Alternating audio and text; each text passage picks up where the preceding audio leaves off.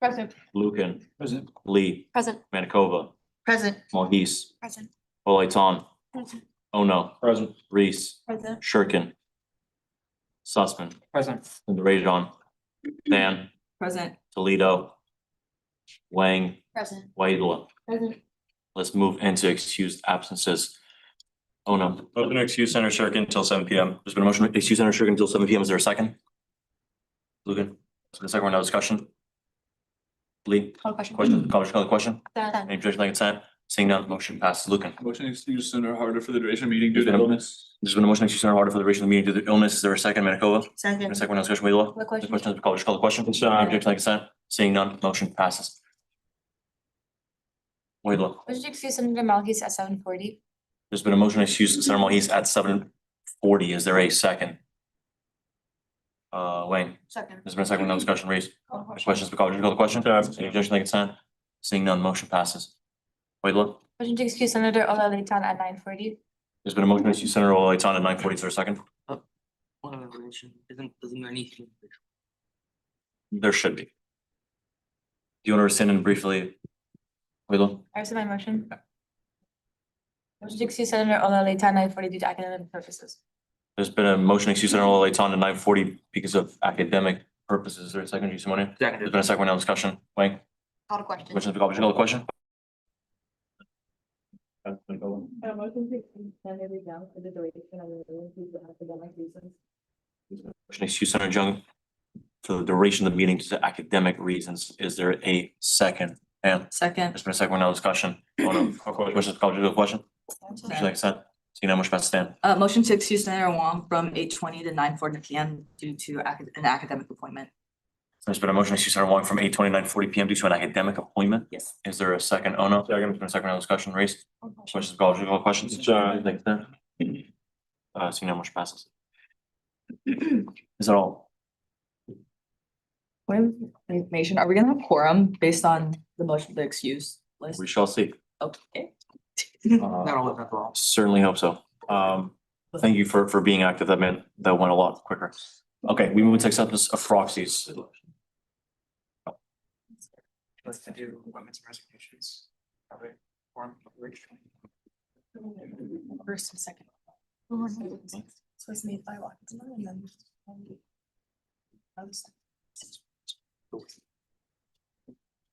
Okay, are people okay with that? To accept the one resignation in the Senate that's here, so that would help with forum? We accept the proxy first.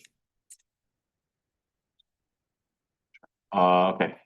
Let's move into section A3, acceptance of proxies. Lee, Motion to accept Hudson Palmer as proxy for Senator Hepburn. there's been a motion to accept Senator Hudson Palmer as proxy for Senator Hepburn. Is there a second? Oh, no. Second. There's been a second one, no discussion. Wayne. Question, call, just call. Like consent, seeing none, motion passes. Okay, do we have unanimous consent to move into section L, appointments, resignations? Objection, like consent? You know, we're in it. Someone can please quickly make that motion. The communication was sent to me directly by the senator. Sussman? Motion to bundle and approve all appointments and No. resignations. No. It's in my motion. I mean, you can, I guess, but. Logan, I move to amend the agenda and strike the appointment of Mia Gutierrez as Senate voting member from the agenda. Senator, can we please stick with the one thing that needs to happen for quorum and then we can get to this later? It's all the same amount of time if we just keep moving. While we have 100 people in the room, really? Is there a motion to amend the agenda and strike the appointment of Mia Gutierrez as Senator voting member? Is there a second? Manitoba? Second. There's been a second one now in discussion. Just going Call question. questions, call the question. Any objection, like consent? Seeing none, motion passes. Sussman. Motion to accept the resignation of so-and-so Rajan as College of Letters and Sciences Senator for the 7th. There's been a motion to accept the resignation of Senator Rajon as College of Letters and Sciences Senator. Is there a second responding? Second. There's been a second one now in discussion. What question? Questions, call the question. Consent. Any objection, like consent? Seeing none, motion passes. Okay, that's it for proxies, right? Do we have unanimous consent to move to section B, public forum? Objection. Yeah. Objection. I want to remove CJ from our Senate voting membership. No. We're waiting for an advisory opinion from the Judicial Council. No, just That's, Senator Lucan. Just from the committee. From the committee. let's please do that at the end, please. Fine. There's people here waiting to speak. I said fine, I said okay. Sure.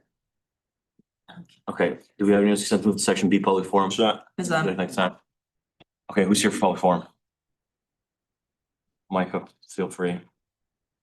There's actually, we have two speakers, Sure, what's the other name? Francisco Vega.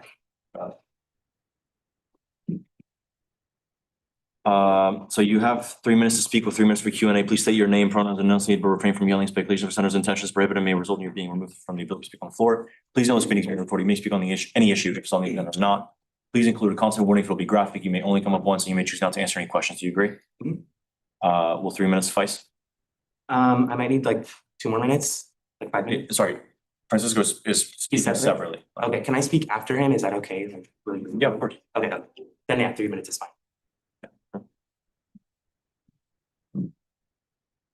Okay, yeah, feel free.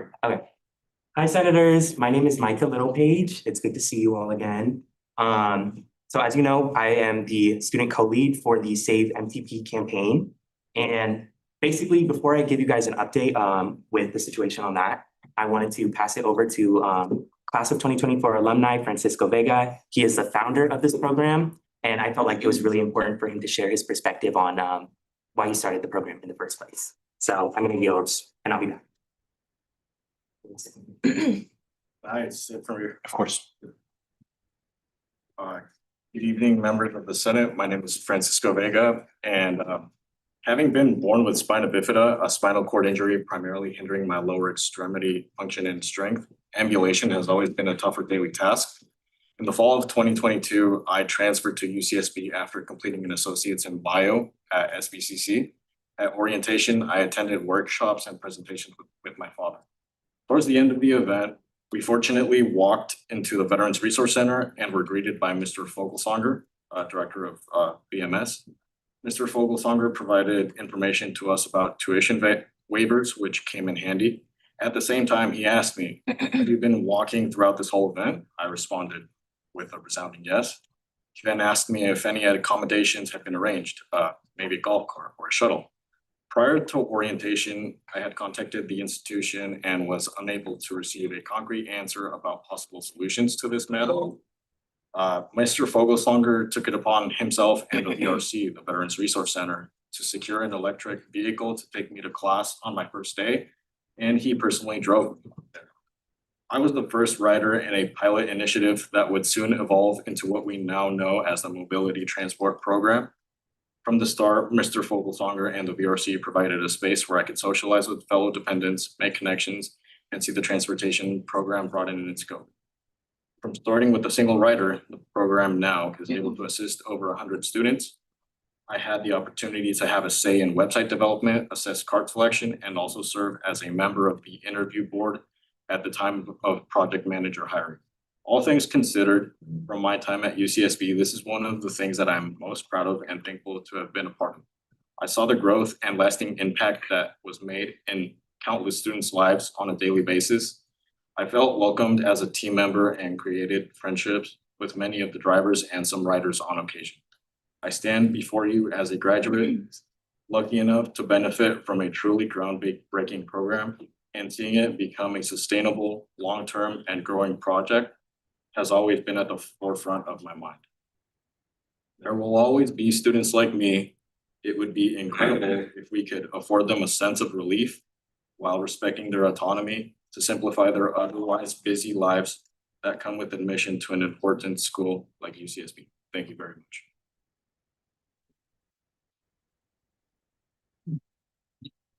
You guys take any questions? Wait, can I finish really quick? How much? It's like 1 minute.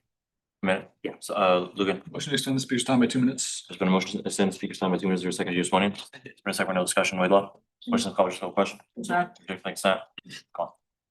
Thank you again for it's great hearing your perspective. So originally we came here to ask your support for Senator Lukian's resolution related to funding the CART mobility transportation program. But as of yesterday, it has been confirmed that we have met the signature threshold and no longer need the resolution. So we were able to collect over 6,500 student signatures within 3 weeks. It's still like not feeling real to me. But because of that, we no longer need the resolution. We will be on the ballot in spring and we really hope to get your guys' support. And yeah, just thank you so much to everyone who has like reached out. I really appreciated it. I appreciate getting your email. And to like Senator Lucan, Waladula, all of you guys have really been super helpful. And yeah, so I'm just like really happy to announce that. And yeah, we're the first successful petition since 2018. So this hasn't really been done in a long time. So I'm just really happy about that. And do we have any questions related to the program or thoughts? Okay, Senator, any questions, Lucan? Thank you so much, Micah. Super happy for the program and for you and the team. Is there anything else at this point that you need from the Senate? Is there any other way we can help you? No, I mean, if you guys could just vote yes in the general election, we really appreciate that. And if there is anything else that comes up, we'll be sure to reach out. But yeah, with the funding and everything, it will be enough to cover our program. So yeah, do you have any other questions? Thanks so much, Thank you, Mike. guys. Jones, sorry. Would you guys be open to doing like an awareness campaign to help students like actually mobilize to vote this election? Yeah, totally. Cool, then I'll hit you And up for that. one of my favorite things about this petitioning process has been just talking with so many students who have already used the program or are familiar with the program. And we've also been able to increase awareness a lot, I would say. And I've even told people like how to book rides and things like that. So yeah, definitely we want to work on that as well. Thank Micah. Thank you. I see.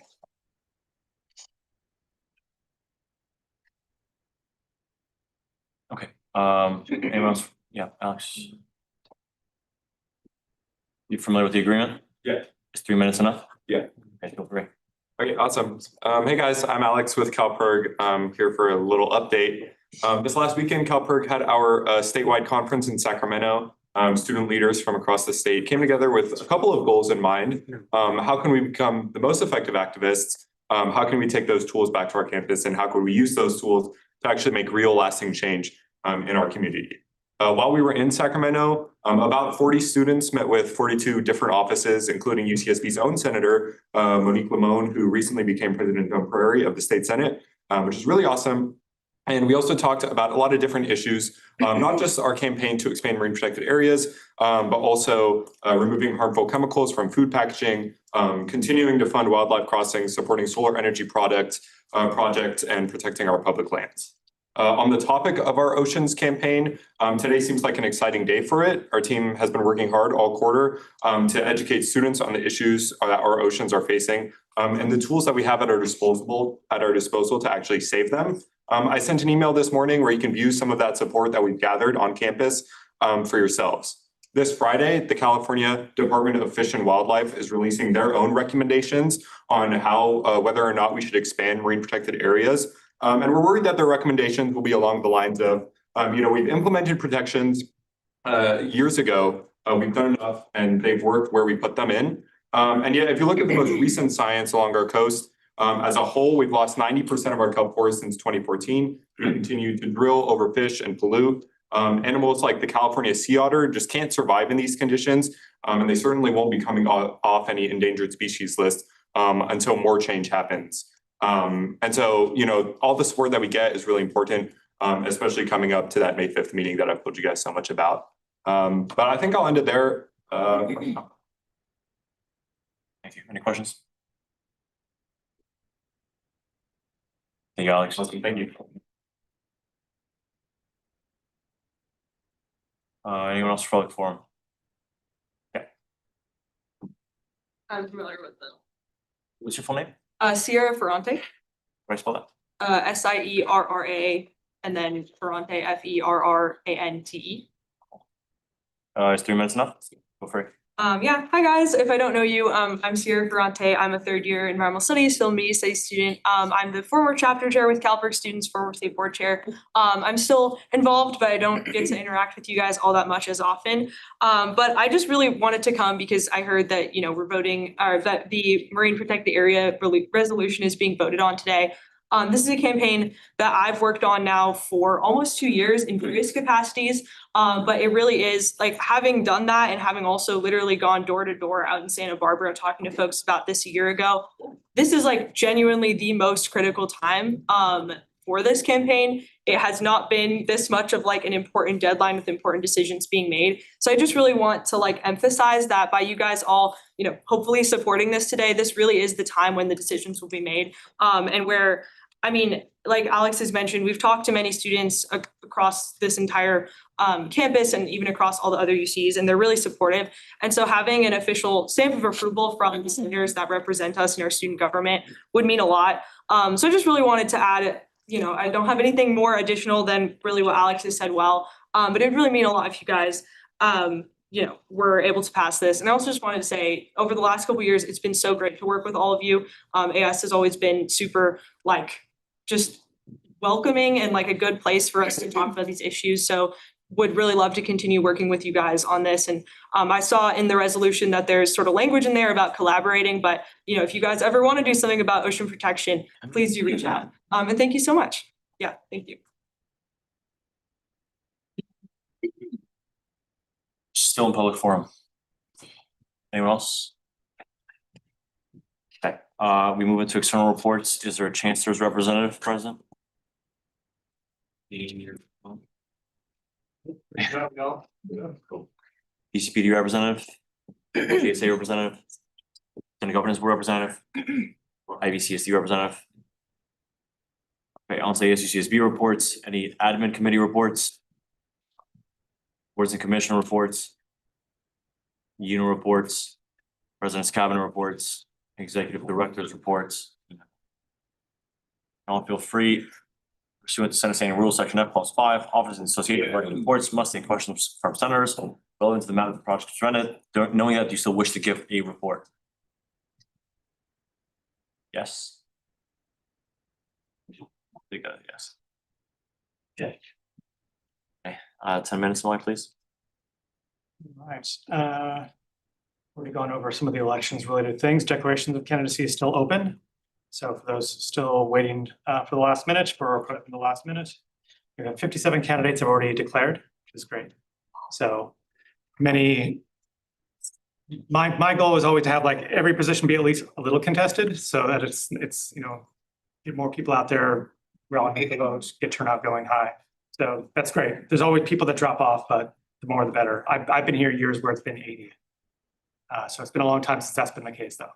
I think there were 3 parties back then. Let's see.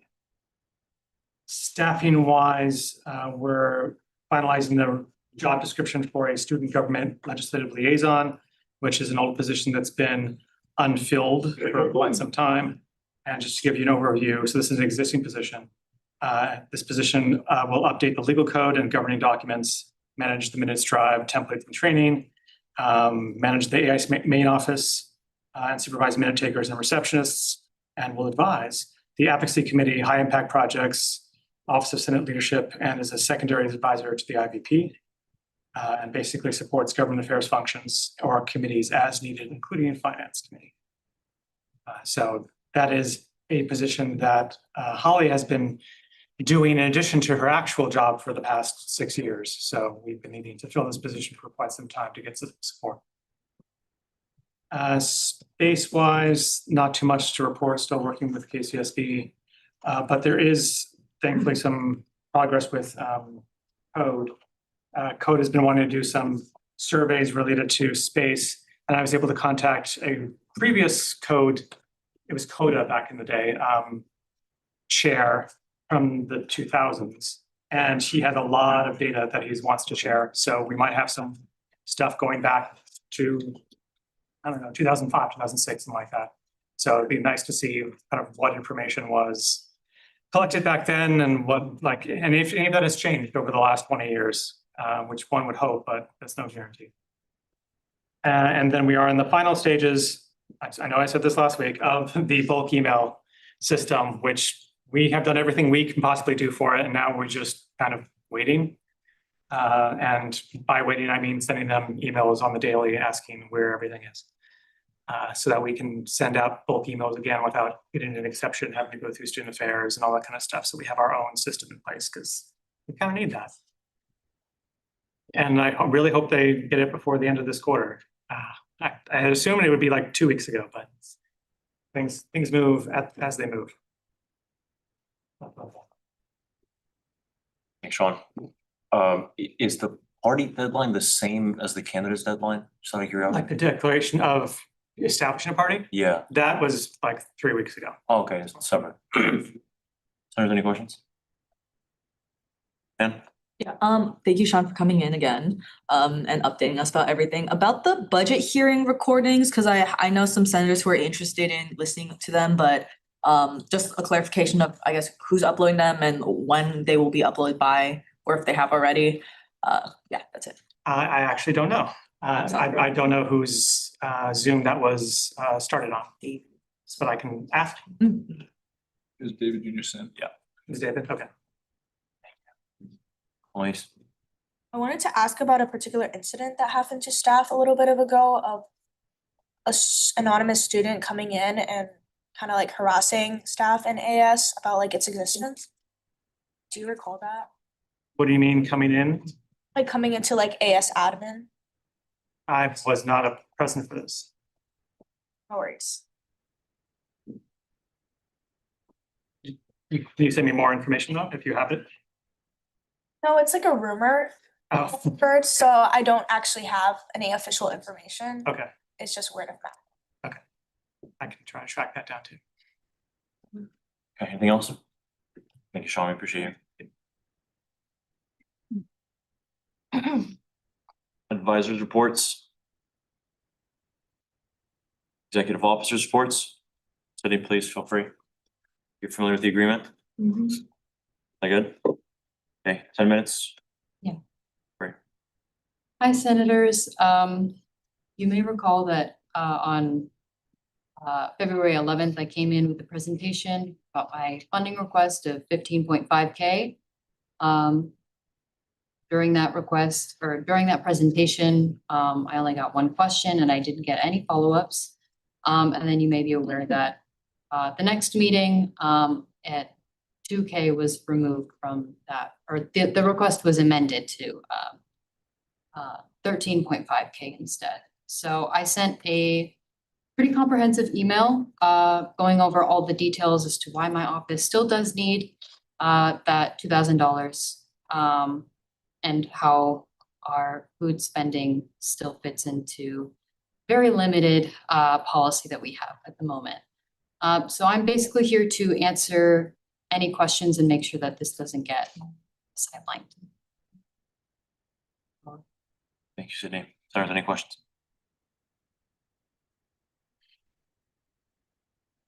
This would be the place to ask.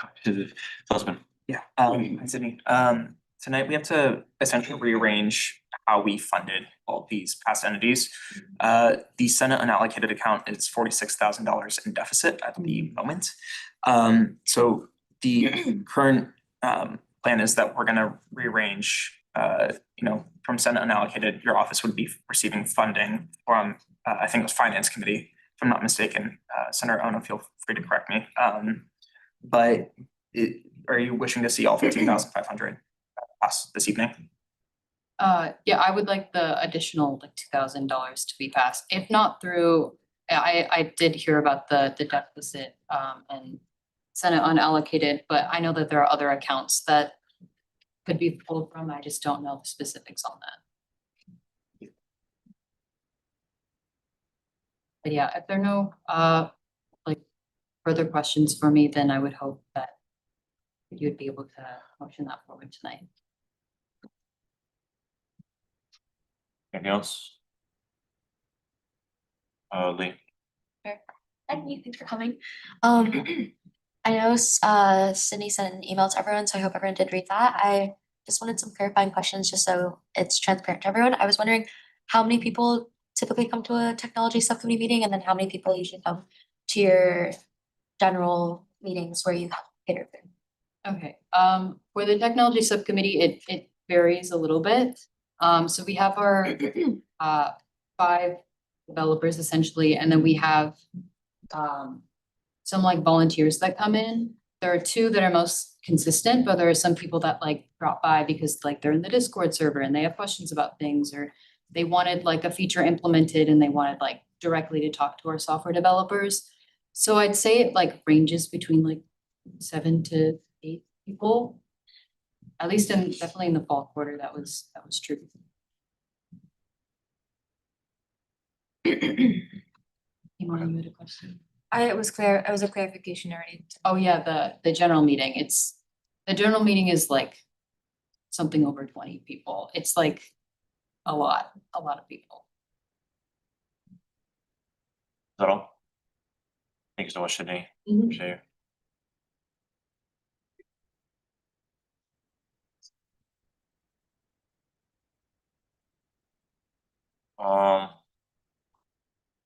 Okay, no other executive officers? Any executive office members? Administrative reports?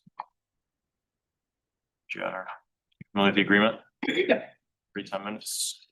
Hi guys, don't want to take up too much of your time. I mostly am here because there's a big agenda today and I want to be able to, be here if you guys have any questions that might answer. In addition, last week I sent an email for a funding request and I have shared a motion language that would be generously accepted, you guys see fit. Historically, the 406 account, I don't know, for whatever reason, first time I've seen Eric Carlson mess up. He didn't request a sufficient budget for the office and not enough for Solicitor General, Attorney General, and 5 caseworkers, which is standard and typical. That's way below what the fiscal year allows for, so this is kind of necessary. It's under $2,000, it's not much. Yeah, so any questions, I welcome them, and I'll be here. Yep. Chair, may I make a just brief contextual comment? Because this is kind of important for the rest of the meeting. If it leads to a question, yes. Okay, damn.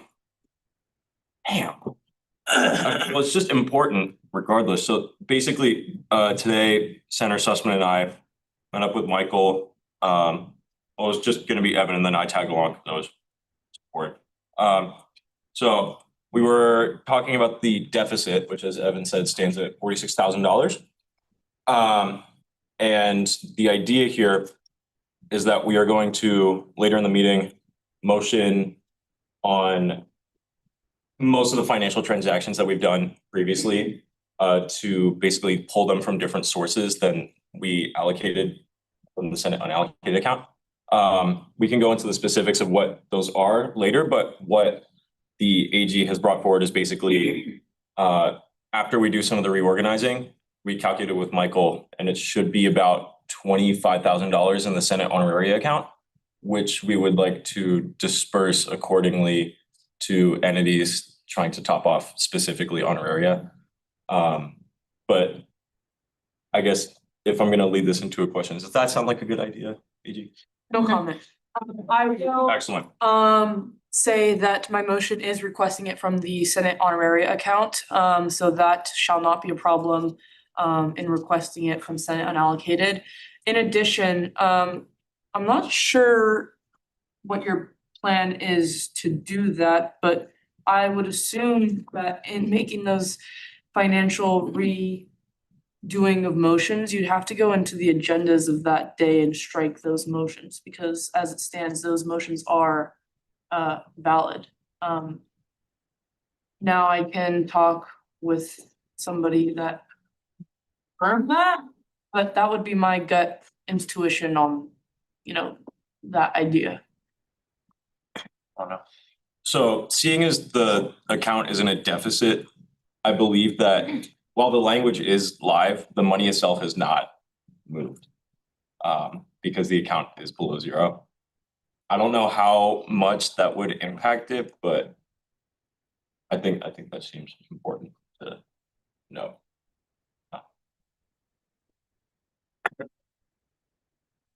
Okay. Do you think it would be possible to motion money from undesignated into the Senate unallocated account? No. I don't know. I don't know that that's been done before. And also historically, like previous attorney generals, including myself, when I was here as a senator, has advised that we go into the previous minutes and strike those motions. So I'll consult, I don't know if Sean has any say on this, but that's my knee-jerk reaction to that. Because I didn't know that was happening, otherwise I would have had a better answer for you up front, but yeah. It's kind of complicated. Sussman. Yeah, thanks for coming in, Attorney General.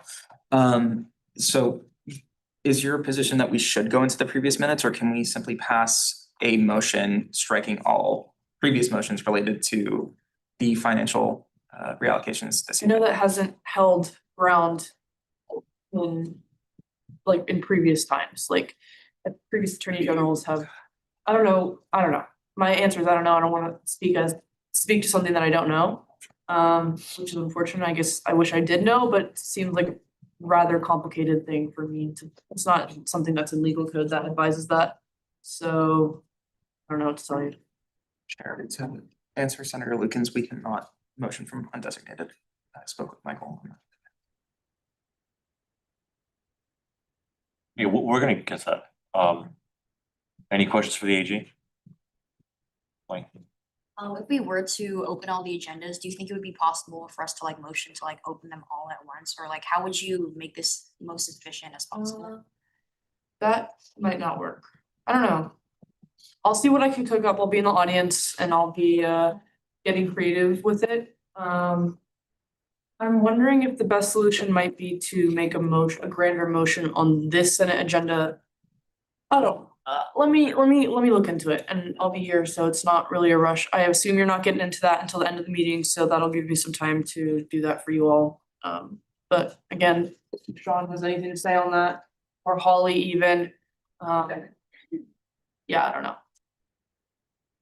Yeah, also questions regarding the funding request would be welcomed and very appreciated, because kind of need that, especially for whenever.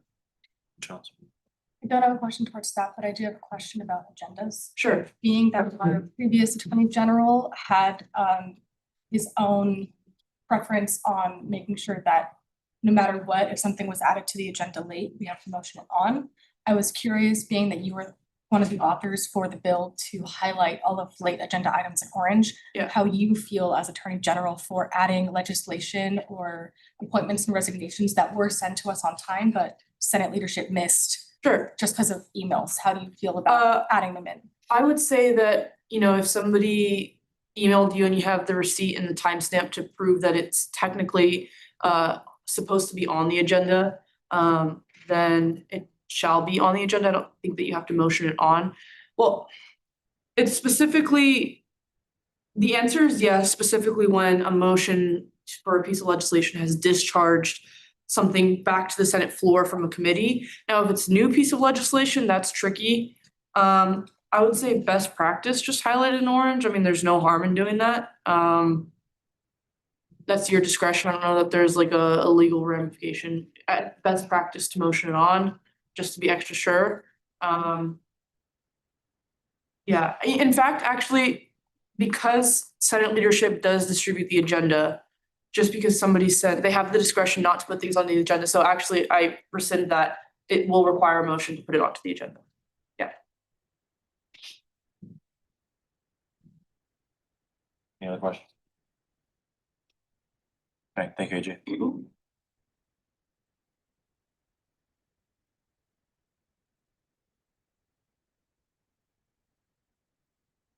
Okay, no more admin reports. Senator reports.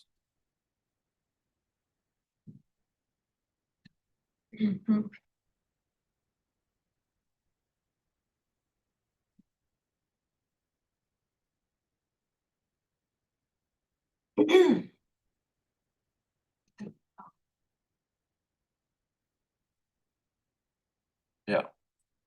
Okay, very quickly, so this weekend, the Office of the Internal Vice President took a retreat to Los Angeles, and we had a conference with the AS of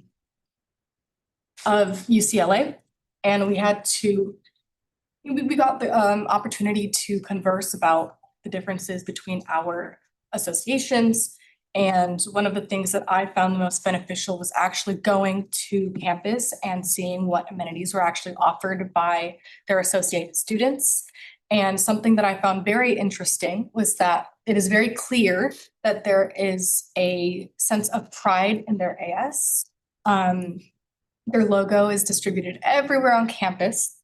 Something that I found pretty cool is that they have a building that has a bunch of enterprises that are funded by AS, and they include little stops for boba, for acai bowls, for different like restaurants, and students can use their like meal plans for that. Students are not taxed.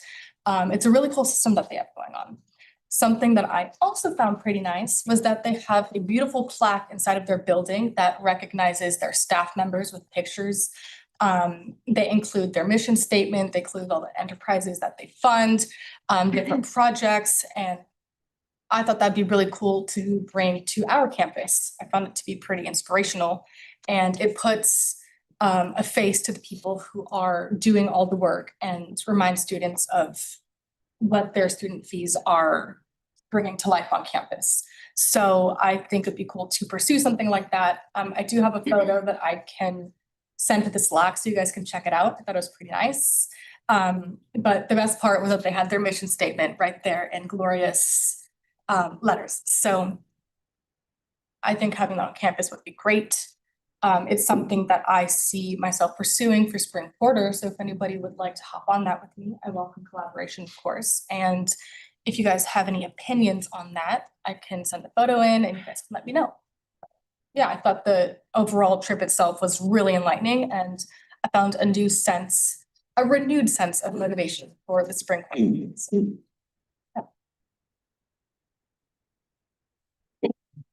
Questions?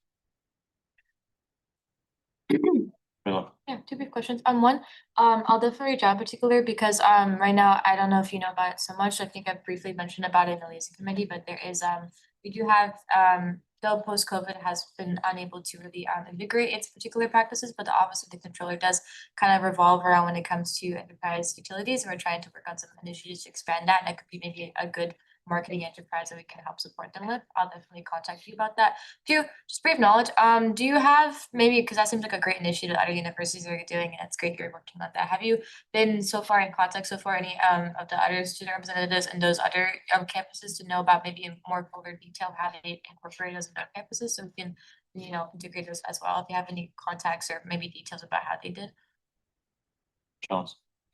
We did establish a line of communication with UCLA students who are in charge of all this. They have a really interesting structure that differs very much from ours. So it was really interesting to see how they function. I believe their IVP office was over 100 people. So they have a lot more manpower in that sense, but we do have a line of communication now to be able to refer back and forth and ask them how they establish these things. So yeah, they were very willing to extend their support and assistance with that. So it's good. Yeah.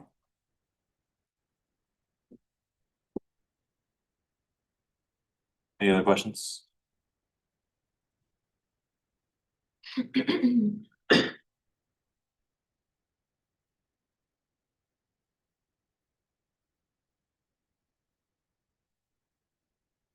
Okay, thank you, Senator Jones. Cool. Do we have unanimous consent with section F new business? Consent. Okay, we begin with the winter quarterly omnibus bill. I will suspend it briefly. Okay. You're on the omnibus. Senator Penn, No, okay, I guess I have to. or Senator Wahidullah. Or you're the first, Senator Penn. Yeah, so obviously the quarterly omnibus bill, as you can see, there's only two. I believe Senator Wahidullah also received another one. But we're planning on amending it afterwards. We know that because this is introduced week 9, we're not gonna meet week 10, fingers crossed. So this will probably pass in the spring quarter, unless people wanna do it now, but I mean, that's for more pressing things, and unless the BCs communicate to us how pressing this is. We also don't really know how this will relate to their honoraria, given that this was late and the honoraria, is related to legal code. Inclusion, yeah, it's just the financial impact should be on top. There's not really any. There's a lot of changes of names, adding like the different duties of board members. And finally, which is, I know something Senator Jones and Senator Sussman are already doing. We changed the bike shop, the bike committee's positions from chairs to coordinators, because it was really frustrating reading through everything that said chair, especially because the main change that they wanted is to change the executive chair and the vice chair to 2 executive chairs. So then we had to outline each of the duties of the first executive chair, the second executive chair, and then it got really annoying. So then I added coordinator as a result. But if that's already in your bill, Sussman and Jones's bill, then that's fine. I yield. I have no further additional comments, just for the fact, yes, we received overall holistically for this omnibus bill, actually 3 particular legal code changes. Just one is from, as you can see, co-signed by committee and one from IVCRC, but however, holistically, all of them are fiscally neutral. It's simply just logistical matters of renaming their particular positions, which could be changed depending on like the upcoming legislation. But a lot of it is, I would say, of the substance, not really controversial. It's just fixing logistical matters, and we'll probably, if there's any other additional comments, this will potentially hope to be referred to another committee that we can help maybe add those if people have comments or concerns, and discharge it in the spring quarter. So yeah, it's my fault. Is there any discussion on that item? Not welcome any motions.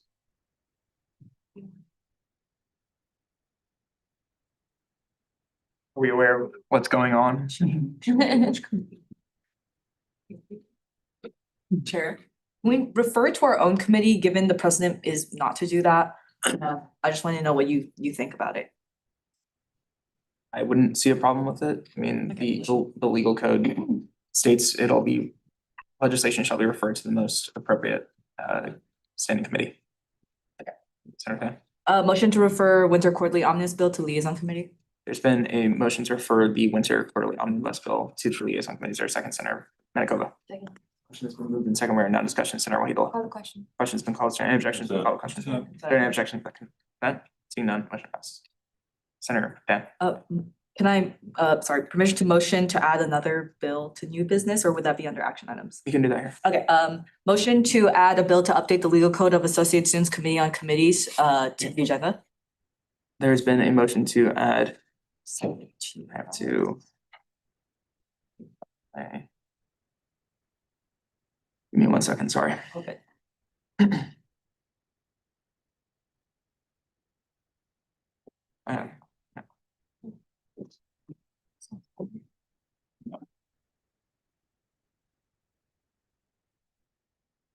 There's been a motion to add a bill to update the legal code of the Associated Students Committee on Committees. Is there a second?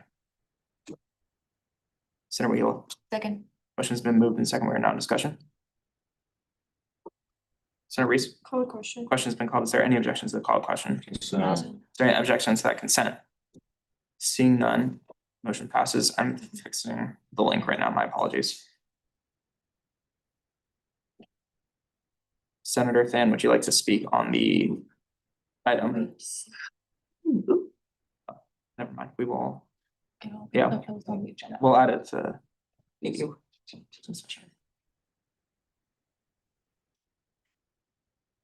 1 second, apologies.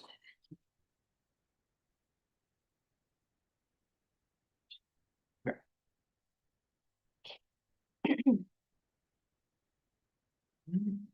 The next item is a bill to amend the liaison committee's legal code, but President Metzger is here, Is here. So do I have unanimous consent to move back into item D, ASUCSB reports? Is there any objection to consent? Seeing none, we're now on the item. We are now under executive officers reports, item B7. I've not heard it before. Are you familiar with the speaking agreement? I am. So my 10 minutes, please. Awesome. I'm mainly here just to talk about the winners of the Outstanding BCU Award. So the project team in my office reviewed the applications and selected the 3 winners. So I can kind of tell you a bit more about it. So we received 8 applications in total. So 3 for the Marginalized Community Award, 3 for the Student Wellbeing Award, and 2 for the Professional and Academic Development Award. And the project team, which consisted of my head of staff, my senior advisor, my executive assistant, and my Pearman Fellow, reviewed these applications and selected 3 winners based on the overarching criteria of effective communication and collaboration, inclusivity and representation, and responsible use of student fees. And they have selected the Bike Committee to win the Student Wellbeing Award, the Creative Media Unit to win the Professional Academic Development Award, and the Community Affairs Board to win the Representation to Marginalized Communities Award. And the document kind of outlining their reasonings for their selections is linked on the agenda. And so today I'm kind of just asking if the Senate could motion to approve these winners for the Outstanding BCU Award, and then also motion to allocate money to these BCUs for their honoraria, for the additional honoraria. And I'm working with Sean right now, and we'll hopefully have more of an update by the end of the meeting of whether it makes more sense for this money to come out of Senate unallocated or to come out of the leadership account. Because I think there's a good chance that the leadership account might have some more money to be able to allocate for that. So yeah, that's my main update for you all. And then otherwise, thank you to those of you who came to the executive director forum yesterday. A reminder to, if you did come, to fill out the evaluation form, because that's the only way that we can hear your feedback as a committee. And just a reminder that there's another one on Friday at 2 p.m. at the Fiscal Center. Yeah.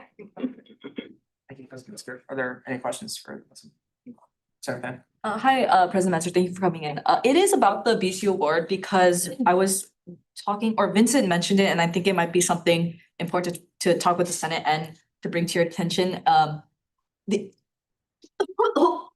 so sorry. He mentioned the fact that we don't really understand how much of the money is coming out based on the amount of board members. For example, last year with the CIV, I believe there's like what 40 board members, so that might have been an error on the award team. I wonder who it was last year doing that. Would you be willing, maybe going forward, regarding like maybe personal, like specific amendments to the BC award or I guess an open question is, what do you think we should do to kind of address how many board members are gonna be getting honoraria, and thinking about that like going forward when they win, because some of them have like 16 board members and then we don't realize how much of the budget we're using on it, so. Yeah, I mean, it's definitely a predicament that I think just the award in general poses, because there are varying amounts of like board members on BCUs, and I think it's a bit hard to, cap it, because then there would be people like in BCUs who wouldn't be receiving that honoraria, or if you give a certain amount, like a smaller group might then benefit more than a larger group. I think that we had these conversations kind of prior to moving forward with the Outstanding BCU, like with the FinOps team.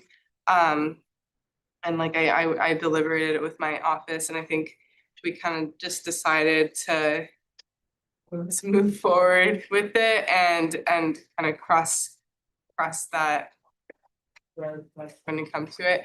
And I think in this case, like the solution, last year it came out of Senate unallocated. Now we're seeing that Senate unallocated might be run through at this point, but leadership is also a good fund that we could take this from. Are there any further questions for the president? Senator Shurkin. I'd also like to recognize Senator Strickland. President Mesker, thank you for coming in. I feel like we're matching also with the sweater and the jeans. Anyway, but I was wondering, I know we had a little bit of a talk a couple weeks ago when you came in and someone mentioned that with the BCU award that got pushed out a couple years ago, we weren't sure if that was paid out yet. I was just wondering if there's a status on that, just to make sure we don't like have people try to see if that happened again or something. Yeah, absolutely. So there was like an issue with actually cutting the checks for the outstanding BCUs awards last year, because I think it was just more of a miscommunication of not like letting staff know of what needs to be done. But I have been in communication with Vincent, and it has been rectified. So we communicated with the chairs of each of those BCUs, got a list of their boards for last year, their honoraries amounts. And Vincent has I can actually confirm that I picked up my outstanding BC order check from last year. So the checks have been cut. You can verify with Vincent if all of them are, or if some of them are still being processed, but I know at least they're all in the processing and some of them have been finalized. So that's that. Yeah, it's very well deserved. It was Causeway, right? Yes, and so this year I've been already in communication with Vincent. He's provided like the dollar amounts that are needed for this award. So he is aware that the award is happening and the like next steps that will need to be taken. Cool, thank you. Any further questions? Senator Ono? Thanks for coming, as always, much appreciated. So do you have the figure? Sort of just the total? Yes, I do. So I sent the motion language to Evan and Melanie, but I need to total it all up, but it would basically be 2,400 for bike committee. Community unit would be like 5,100. And then 6,600 for community affairs board. So like roughly 13-ish, yeah. Just with that understanding, I think we have a lot to figure out tonight with the actual live balance of the unallocated account, because it's actually in a deficit approaching $50,000. Yeah. So I think maybe the leadership account might be a better idea. Yeah, I do think that's a good, we're just like verifying how much money there is in the leadership account, but this is a perfect like thing that this could be used for. It's meant for, that's what things have like that have been put in that account so far, like AS1 and the AS quarterlies and things like that.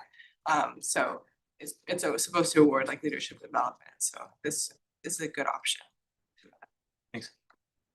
Thank you, Senator Ono. You'll turn it back to IPP Lala. Yeah, I'm trying to find the actual bill from last year, which then maybe Dennis and Arjah introduced. I believe it says explicitly that it has to come from Senate and allocated. It's like, oh. Okay, let me double check right now because I had read part of it earlier and I didn't see that.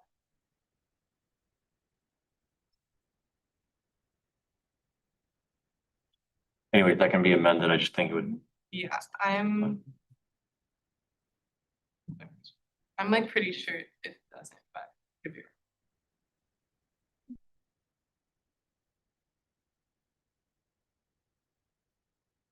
Senate shall make motions transferring the additional cost honoraria from the Senate allocated account to the honorary account of said BCU. Yeah.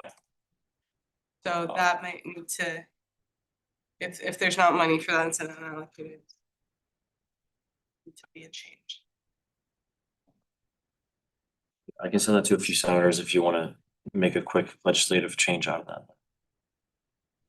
That's how it currently stands. Any other questions? Yeah, just one more thing, because I've been talking with students, and I'm sure you've seen maybe on social media regarding our ASUCSB about their dissatisfaction with the association and in general, specifically honoraria. what would you say, can you say, I guess, to address the concerns of, paying like students an amount of a higher amount? Yes, this award exists and I'm sure it's good. It helps reinvigorate these BCUs. But I guess what would you say to address the students' concerns that, not my opinion, but the association is way overpaying students for things that they don't get, that they don't see. And yeah. Yeah, I mean, I'm not the one who created the award. Last year's Senate voted to allocate this money towards it. And like I had my questions about it too. And kind of when I was talking with my office of if we should continue this or not, I think, the advice I got from former President Broadway was, I think like this was kind of Senate's way to like give back to the BCUs and like really show their appreciation towards BCUs. And so I thought, continuing that in that sentiment, I think that this could be a good award to continue.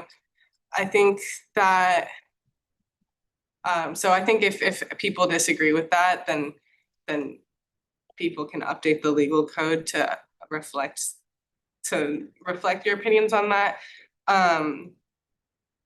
I think the only other thing I'd say is I think a lot of, BCUs are selected for this because they have done a lot of like excellent work. And I think a lot of people don't know the time that it takes to go into being a student leader. And the other hand of that is all positions are open for anyone to apply for. So if someone is, they can seek leadership opportunities in AS. Anything else? Thank you, Vice Master. Appreciate you. Thank you. If there were no other reports, right, we're going back to new business. And we're in a bill to amend liaison committee legal code, right? Okay, Dan? Okay. I know, again, I'm back. There was a lot of issues with it. We've heard time and time again from staff that for some reason there's stuff in legal code that actually can't be enforced. I don't understand why it wasn't addressed earlier, but I guess it's up to us, the 76th Senate, to do so. We removed the procurement stuff.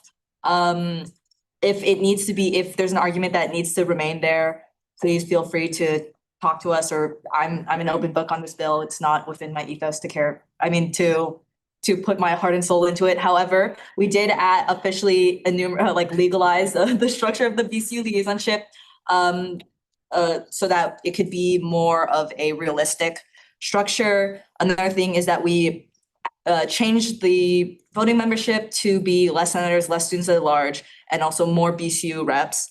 And there are some restrictions to who's a BCU rep per quarter. We want it to change so that we're not unfairly equally giving a certain BCU more privilege. We're trying to make sure we exchange out so they all have the same knowledge. And I guess, I'll yield to my second. Just to reiterate some of the things that Dan mentioned about overall, our updated legal code amendments in particular are just simply us integrating some of the successful modeling programs and systematic things that we tried to curating in the liaison committee, some of the successful programs that work as we were continuing from the fall, winter quarter. For example, just rotating of representation in the BCUs and just expanding our BCU-ship and maybe decreasing the student representative. All the changes were curated basically from what we were doing already over the past couple of months or so in the liaison committee, and whatever was successful, we're trying to incorporate it so that in future liaison committees and transitional periods that there could be more, I feel like, concrete fundamental support in the future when it comes to internal affairs, and just more better support when it comes to our committee members, our systems, having proper management about it, and just things that we thought were very important after seeing a lot of us doing test run ideas over the past few months or so. If anyone has any additional questions, you can add those amendments or particular suggestions towards that when it is referred. But it's just overall all the successful work that we've done so far in our committee so far that we'd like to see in future liaison committees continue. So yeah, that's all I have to comment about it.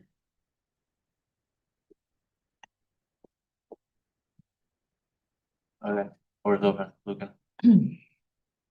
This is super cool. I love the idea of this, and I think institutionalizing the changes you guys have made is awesome. So great work on that. I just had two quick questions. One is, what's the rationale for reducing the number of senators? Given that just what's the rationale for that? And then I feel like it would be best to just, where it says 3 to 4 BCU members, just make it 4, and then still 3 could just be appointed. You don't have to appoint the 4th. That's just my thoughts, but I'd like to hear what you guys have to say about those two. I mean, I can maybe start additionally first. Again, this is simply under new business, so if there's any additional comments towards that, we're more than obliged to, when it comes to committee representation, to fix that. We only simply edited this particular thing from our current statuses of how it was in the Legal Committee, how we were managing things in particular, and we just saw more engagement, I feel like more activity and more participation, just for the fact that we are an internal affairs committee from the BC representation in comparison to, I would say, senators and just other particular members and student representatives, that we just thought it was better from ratio and also our honorarium things in particular to make it more expanded to BC representatives. Though based on things that are also currently in particular in action items, we might also be adding additional things towards that, such as department chairs, but that's an additional conversation. But yeah, it's just for the fact that we saw more activity from BCUs, which is why we changed that. But we can definitely edit those logistical matters for sure if you think it's best. So yeah.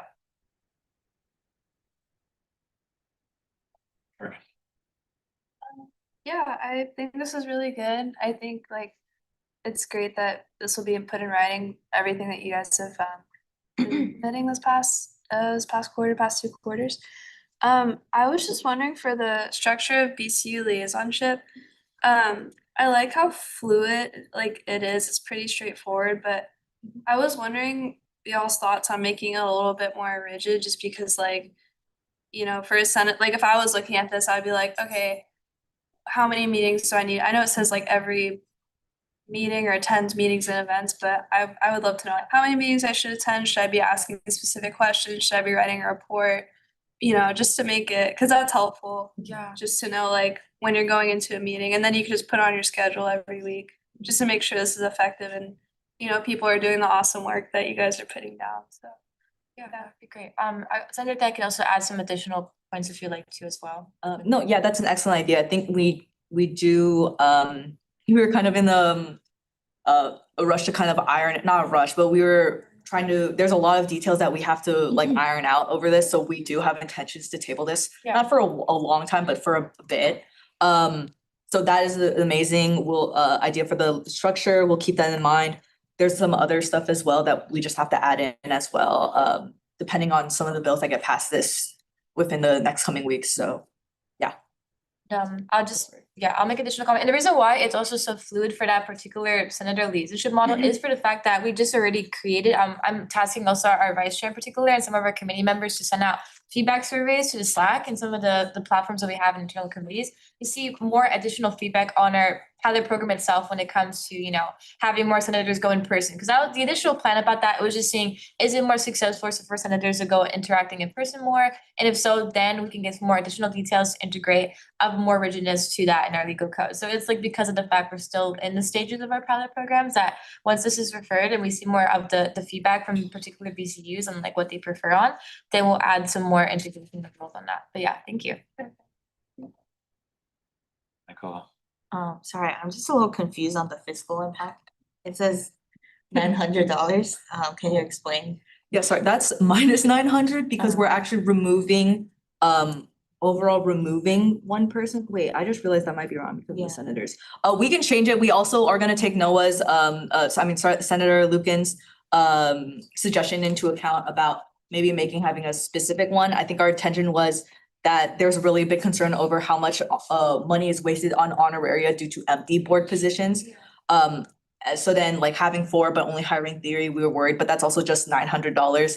So we're definitely gonna take that in consideration when we start ironing out these details in a more finite way. Yeah, and that was just typically on the ranges in particular, and for the fact that after consulting a little bit additionally further other BCU chairs, there will probably be in general, the fiscal impact might be particularly changing depending on other agenda legislation that's currently here, on the department things in particular. We have thoughts of maybe adding and subtracting additional members, so the fiscal impact might change, but we gave that range for the purpose of knowing of that range of 3 to 4 senators. But our committee members, we're planning to either way expand to have more changes soon, so we'll change that shortly as well in minutes. Hello? Many motions. Motion to refer bill to amend liaison committee's legal code to liaison committee. I can rescind. Got a motion to amend liaison committee's legal code to the liaison committee. Is there a second? Just mine. Seconded. It's been a second on discussion. Wait, Other question? call the question? Consent. Like I said, seeing none, motion passes. Okay, we're in standing BCU award winners. Which the president presented on.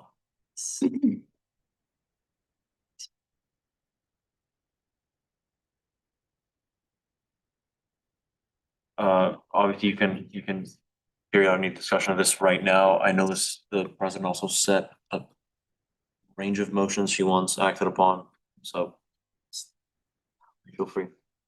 This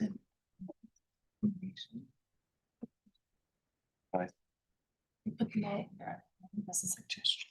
So what you want to do now, I'll come back to it later. It's under action items. Would people be okay with doing it under action items? Apparently they're all like listed out there, so we Consent. can get to them later. Cool. We have to deal with them. Probably, yeah. Yeah. I mean, the thing is that, yeah, if you're gonna fund this out of, the president say how much the total cost is? Chair. She did mention, she did mention it. I think Keza, so it was 13K. What was it? She did mention it. I immediately forgot what it was though, but it was asked. Yeah, so as it currently stands, because of the last year's legislation, it has to come from Senate unallocated. So you would have to, have money in Senate unallocated first if you wanna do that. The alternative would obviously be to wait until if you wanna change that code, but that would take time. So yeah, maybe let's turn to this. Cool, we're gonna build this. Oh, sorry, sure. Again. I wrote down the numbers, but the numbers that she said, it's about 14,100. Okay, is So that all? We're gonna build the standardized chairships, feel free. Okay, so, this bill is rather simple. We are trying to put a cap on how many chair positions can be had in a BCU, being that we have certain BCUs that currently have technically about 10 chairs. And this has pretty detrimental, effects when it comes to honoraria, being that they would technically be eligible for the same honoraria as a typical chair would be, even though their roles fall more under something like director or coordinator. So we put a cap to be 5 chairs per BCU at the max.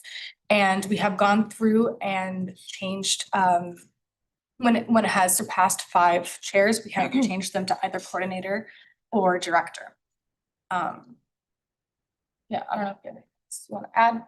No, I have nothing else to add. The fiscal impact would be $7,650 hypothetically if people were to apply for the chair's honorarium amount. To be clear, these are already positions which do get the non-chair, like coordinator, director positions, but it just says chair, right? Yes. Desmond, do you have anything? No. Okay, we're in discussion. Well, you see, and the floor is open. Thank you. Yeah. I mean, I think we already touched a little bit about this with our own particular omnibus bill, but you mentioned about, like, this is something we can probably incorporate once this is due to the fact that our omnibus bill is referred in particular, but will there be having to interconnection of legal code changes between some BCs that are already presented onto here as well as the omnibus bill that we can just maybe just match it then for that reason? If, for example, the bike committee, that since we were also requested they're updating our legal code changes, we can simply just integrate these particular changes that just passed into that omnibus bill as well, or does it have to go in a sequential, like, is there a matter between which one has to get passed first, or no? Okay, in that case, we can just maybe integrate then these said things into that, I guess, as well. Okay.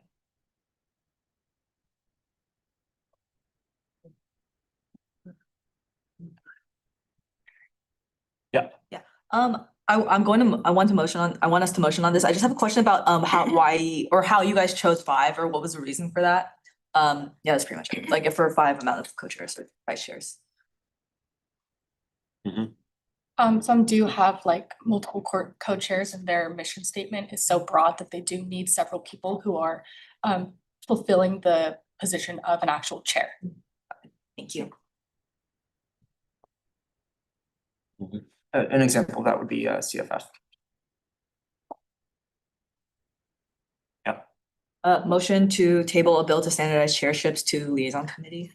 Been a motion to tables a bill to standardize chairships to the liaison committee. Is there a second? Whitlow, Second. and a second round of discussion. What? Can table and refer be the same? Yeah. Synonymous? Table. Yeah, the residency is fine. Now in discussion, Wayne. When I looked at like the live legal code, there seems to be like a bit of discrepancies. Like for example, I was looking at racist dismiss terra and then like the Senate liaison. The legal code just looks kind of different. When I look at the live legal code.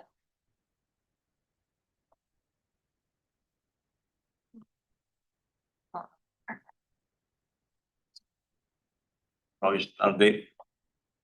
Yeah. Am I missing something? Yeah, that's long been the case.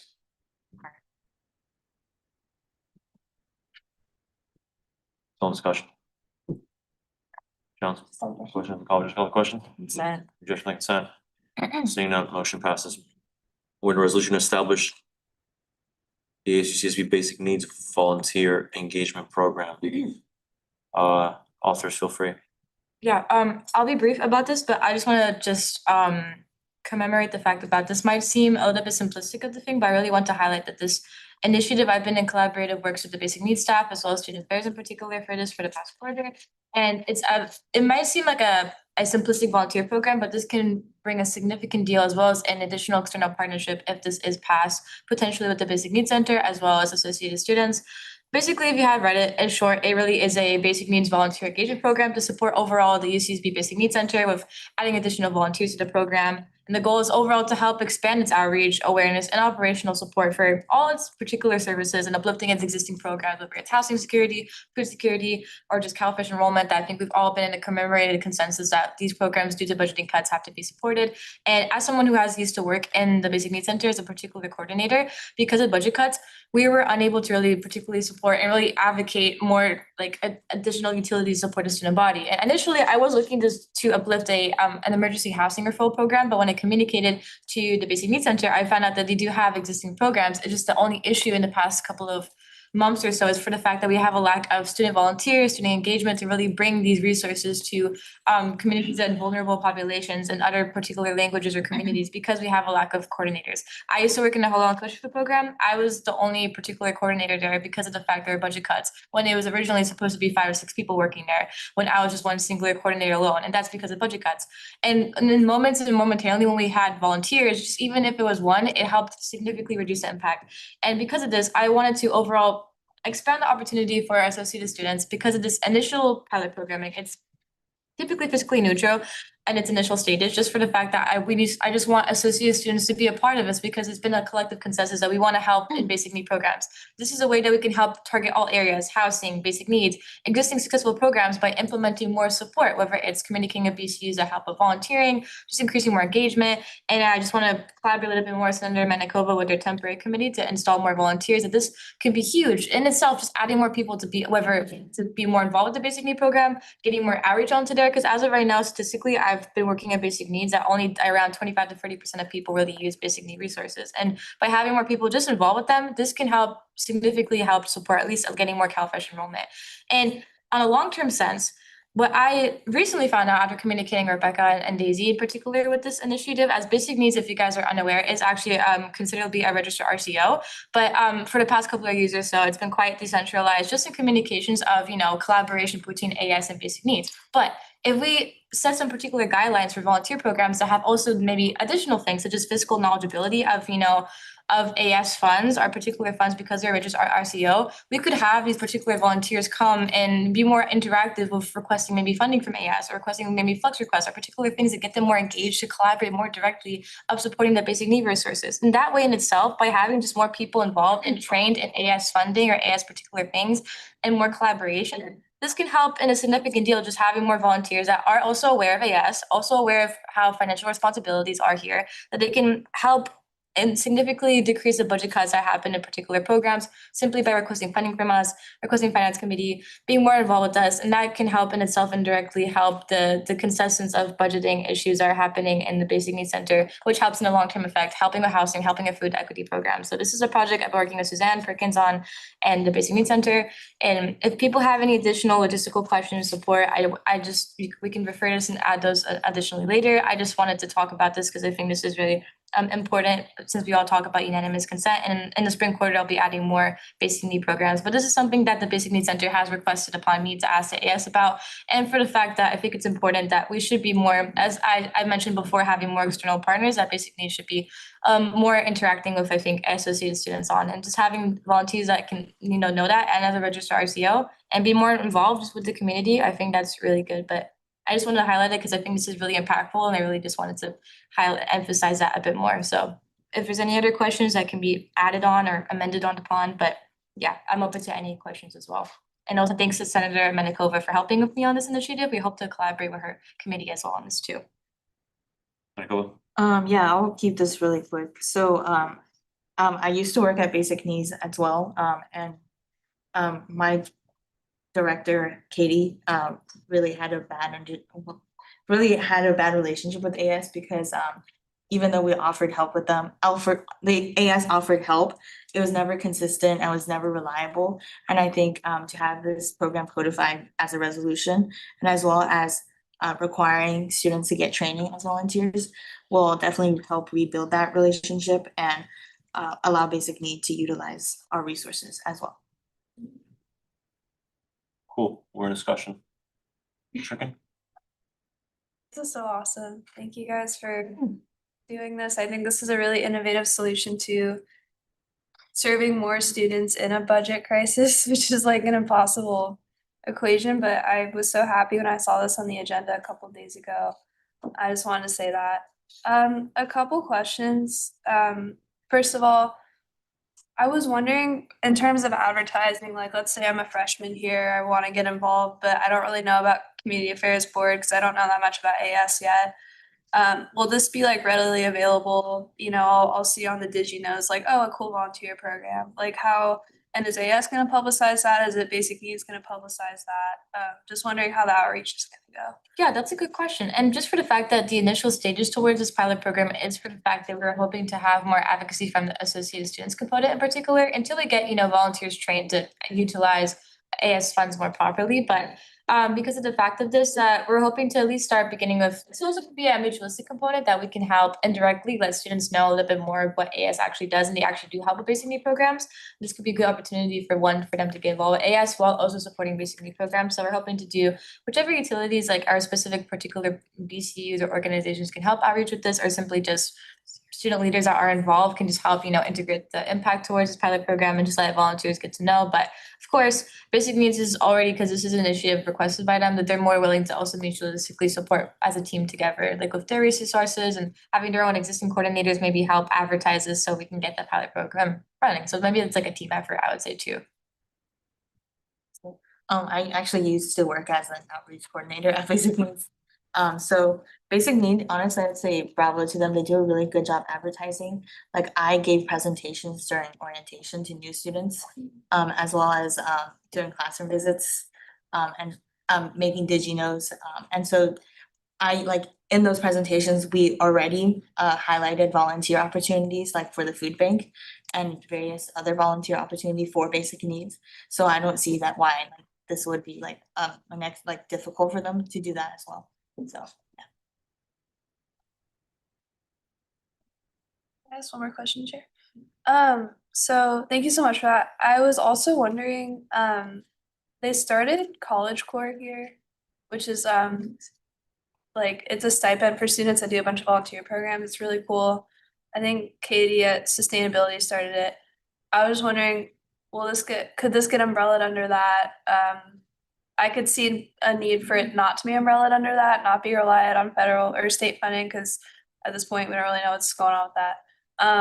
But yeah, I was wondering if that's a possibility. Yeah, that's a great idea, actually. I was reaching out to Katie particularly towards that as well. That's something that the Basic Needs Center has been working on. Also, maybe Senator Menikola can add thoughts from her own experiences, but as similar to the Outstanding BC Award, I think that this also could be indirectly a long-term potentiality towards us maybe rewarding students long-term wise and just maybe additional basic need programs and stipends that the more they volunteer and bring back to the community. This could be definitely something that can help provide that, I think, external, motivation in particular towards just getting more involved with the community and helping basic needs and FAS to help with programs like this. And I think if this helps expand more volunteers, and maybe that can also help with creating, stipends to support maybe communities or vulnerable populations, such as like undocumented students, which that program was made for, to help if they are unable to access job equity things. So I think, yeah, of course, like programs like this, if it helps volunteering, that can help, maybe expand stipend opportunities as well. Sorry. Okay, welcome any motions if there's no more discussion. I motion to refer resolution to establish the ASU CSB Basic Needs Volunteer Engagement Program to Advocacy Committee. And a motion to refer this legislation to the advocacy committee. Is there a second, Wayne? Second. In a second, we're now in discussion. Reese? Question. Question has been called. Michelle, question? Consent. Any objection to consent? Motion passes. Take a look at us. 807, proud of us. We're gonna build to update the legal code of the Associated Students Committee on Committees by Sussman and Than. Feel free. Yeah, this was brought to me by Lily Strange, the chair of Committee on Committees in Cosweb. They're essentially just requesting that the Senate give them legal code updates. And it's quite clear, they're just updating the names of positions, clarifying position numbers, and updating some language. I do not have much more to add. Oh, yeah, they are removing one internal liaison position. So for the fiscal impact, this would technically be minus 300 from their honoraria. And since they have stayed, they work over the summer because they're doing appointments or something along those lines, it's gonna be minus 1,200 a year. If there needs to be more whereas clauses, then that can be amended, but I personally don't see the reason. This is just their legal code updates and yeah.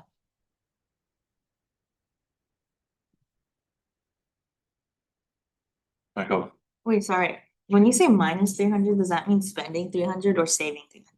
Cause aren't you getting rid of one position? Sorry, it is saving 300. Okay. If that's confusing, we can change it. Or if we can have some sort of rule about what happens when less money is being spent. Did we just do green? Yeah. That makes sense. That does make sense. This is, We can add that in standing rules if you want, but that also just seems like. Agree. Any discussion on the legislation itself?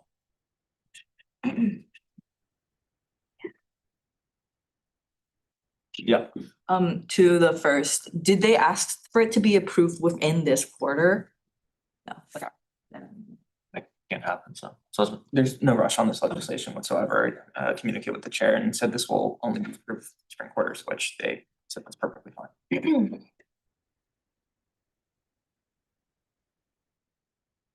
Okay. And Motion to refer a bill to update the legal code of Associated Students Committee on Committees to the liaison committee. there's been a motion to refer this legislation to the liaison committees or second, Wayne. Second. Second, we're now in discussion. Just wanted, Call question question. has been called, call the question. Is that? Any objection, I consent? Seeing none, motion passes. We have any discussion to move in section H action items. Is that? Okay, we start with the February 24th liaison committee amendment page.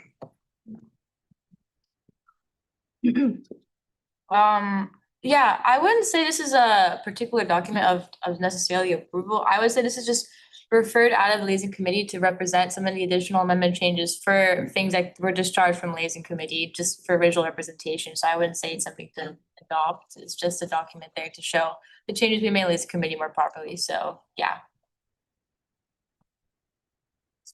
Is there anything you want us to pay attention to on this, or do we just like?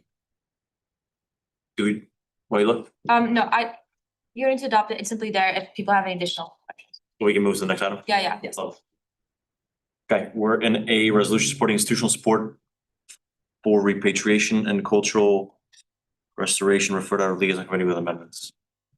Yeah, as like both of us are also members of the liaison committee, but also the particular office towards this, we just simply, it's also represented in the amendment page in particular, but any additional changes are simply for this legislation was all typically logistical ones. The only thing we additionally added was just an additional clause for let it be further resolved to really just reinstate the particular purpose that we will be continuing to expand awareness and just try to have some more rigidness into this legislation to emphasize the fact of how we will be integrating support when it comes to repatriation, particular controls, and just reaching out to administration to ensure that all items will be brought back to Indigenous communities. So all additional changes are into there, but the substance is still, I would say, quite important, and that I really highly recommend people to adopt as soon as possible. So Senator Dan and I can help, communicate to administration to help this initiative ASAP. So yeah. Yes, I've already accidentally told the Youth and Governance Board that we passed it, so, and I'm meeting with them, so if we could get that done within, no pressure though, that's on me, so I can talk to them, but I've already been working with Senator Wahidullah to really actually kind of start having a conversation about returning returning important artifacts from the youth center actually to them, and I have already an email set up to all of the aforementioned people at the end of this list, and we would be really grateful if we could start getting work on this. So let's put it to a vote. Welcome to adopt the resolution. There's been a motion to adopt this resolution. Everyone's familiar with resolution in question? Supporting institutional support for records. Yeah. Second, Dan? Second. Does everyone discussion raised? Questions or call Janelle question? You just like consent? Okay, we move into a leave votes. What motion is that? Okay, motion one, somebody will take the lead on that.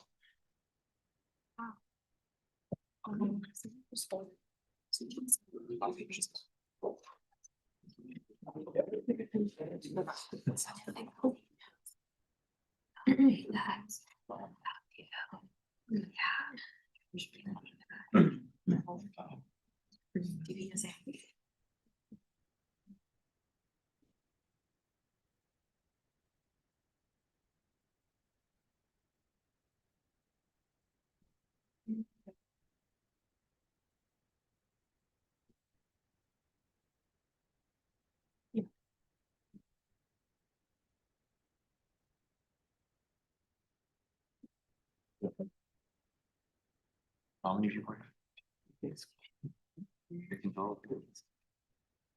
Okay, motion passes unanimously.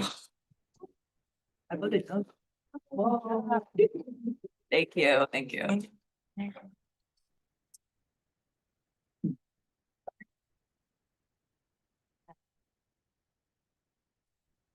Alright, we're now in resolution to endorse expanding marine protected areas. Fully protecting 30% of California's coastal waters by 2030 in support of the CalPERS Students Campaign. Do you guys want to be brought as part of the discussion, or you spoke last time, or whatever you want? Yeah. I'll just, first, I want to brief on the additional comments, and then I'll like the speakers to talk. Can I ask whether they want to? Yeah. Yeah, sure, okay. Layla? Yeah, anyways, I was just saying that basically after it was discharged from committee, we just added, the only changes on there are also added to the lazy committee amendments, but it's all the additional clauses that the CalPERS community would like to add to this particular document, and just anything they would just like to reinstate onto there. It's also highlighted here as well. Also, we added onto the end just that once this is hopefully adopted, that we'll be able to send this resolution to and transmit it to particular offices that are highly essential when it comes to this particular campaign, and making sure that this is, discharged and expanded as soon as possible to all communities, and make sure that their campaign as effective as possible, and just really looking forward to helping support their community. I know they, as you mentioned before, continuously they've been working so hard in this effort, and I'm really just happy to help in any way I can as a student leader on this initiative. So yeah, then they can also just continue as well. Do you have unanimous consent to bring Alex into the discussion? Consent. Consent. Okay, feel free. Awesome. I'll keep it short because it seems like there's a lot to get through. But yeah, really exciting that this is happening. A couple of our volunteers here who have been working this quarter on this campaign are here to show their support. Because I think this is really exciting. My vision of student government is one where you all are working in tandem with the student body. But I think in any representative government, that's really hard to do, especially when you're representing 30,000 students. And oftentimes I feel like that disconnect is hard to overcome. But I think this is a good example of overcoming it. I think that protecting our oceans and our environment is something that our students deeply care about, not just across the state, but especially here in Santa Barbara. And so the fact that there's an avenue for the students to express their will is really important. But this isn't just an expression. I also just want to say, this is not just words on paper. You all represent 30,000, basically 30,000 students who themselves are representatives of the future, our environment, stewards of the Central Coast. And so what is said here matters a lot and is noticed. Our voices have a lot of power, and so do the voices of our students. And I think this is a good use of it. So I just wanted to thank Iman and Erica for working on this with us, and also everyone here who's been so supportive of CalPERG. Yeah, thank you.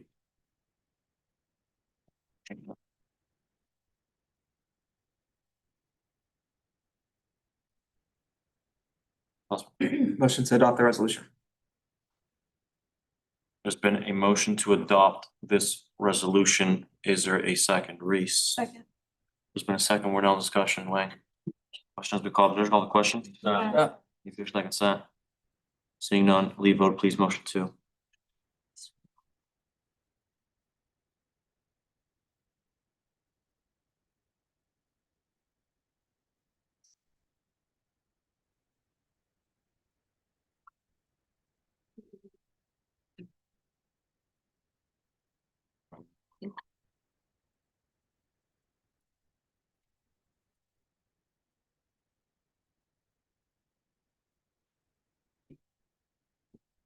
Okay, we're at 14:00. The motion passes unanimously. Congrats, guys.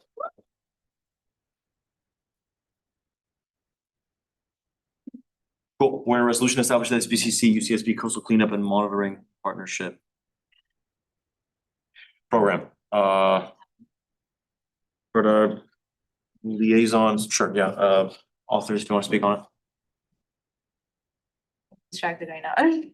Unfortunately, I was hoping that some representatives of the ASSBCC were supposed to be attending today in particular. They might be coming a little bit more under later notice underway, so they might be just speaking maybe a little bit afterwards. But again, all other additional comments are just simply logistical errors. Again, I think that the substance, as I mentioned about before, is very important, not only short-term wise to help with the coastal cleanup and just like monitoring programs and collaborating with both student governments, SBCC and UCSB to work together to help support Isla Vista and like cleaning up trash, but also a long-term goal to have more external partners in particular to help when it comes to environmental policy, but also just in collaboration with having more external partners with anything with other local governments, other student governments, so we can do other programs, housing needs, for equity needs, and more things in the future, similar to what Senator Jones mentioned about just getting other ideas from what other groups are doing and just continuing them. So I'm really happy we can help SPCC. Again, I thought decentralization has been quite continuous in our student government, but this is a good step to help have positive relations with other people in Santa Barbara as well. Very good. Yeah, basically everything that Senator Ojeda said. Also, I think this should set a good precedent for us to collaborate with SBCC, especially because we have students that transfer from there regularly. So I think this is the first of many, hopefully, that collaborate with their AS. And I would hope that we all kind of take that spirit of collaboration to other entities, whether that be SBCC, whether that be in the community. So yeah, I'm really excited about this.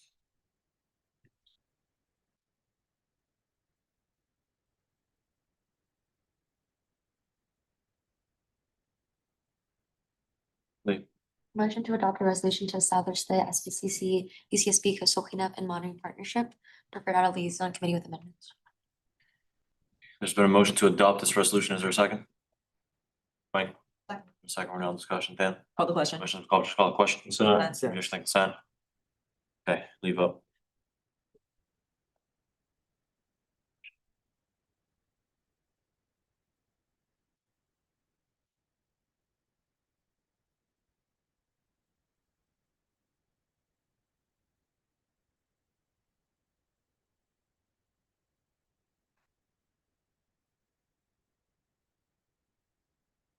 let me know.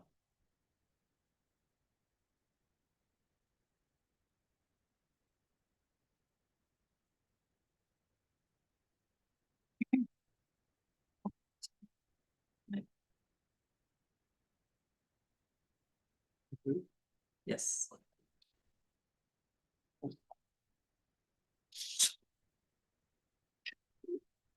Yeah, I just voted.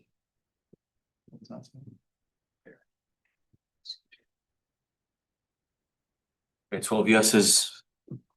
2 0 no's and 2 abstentions, motion passes.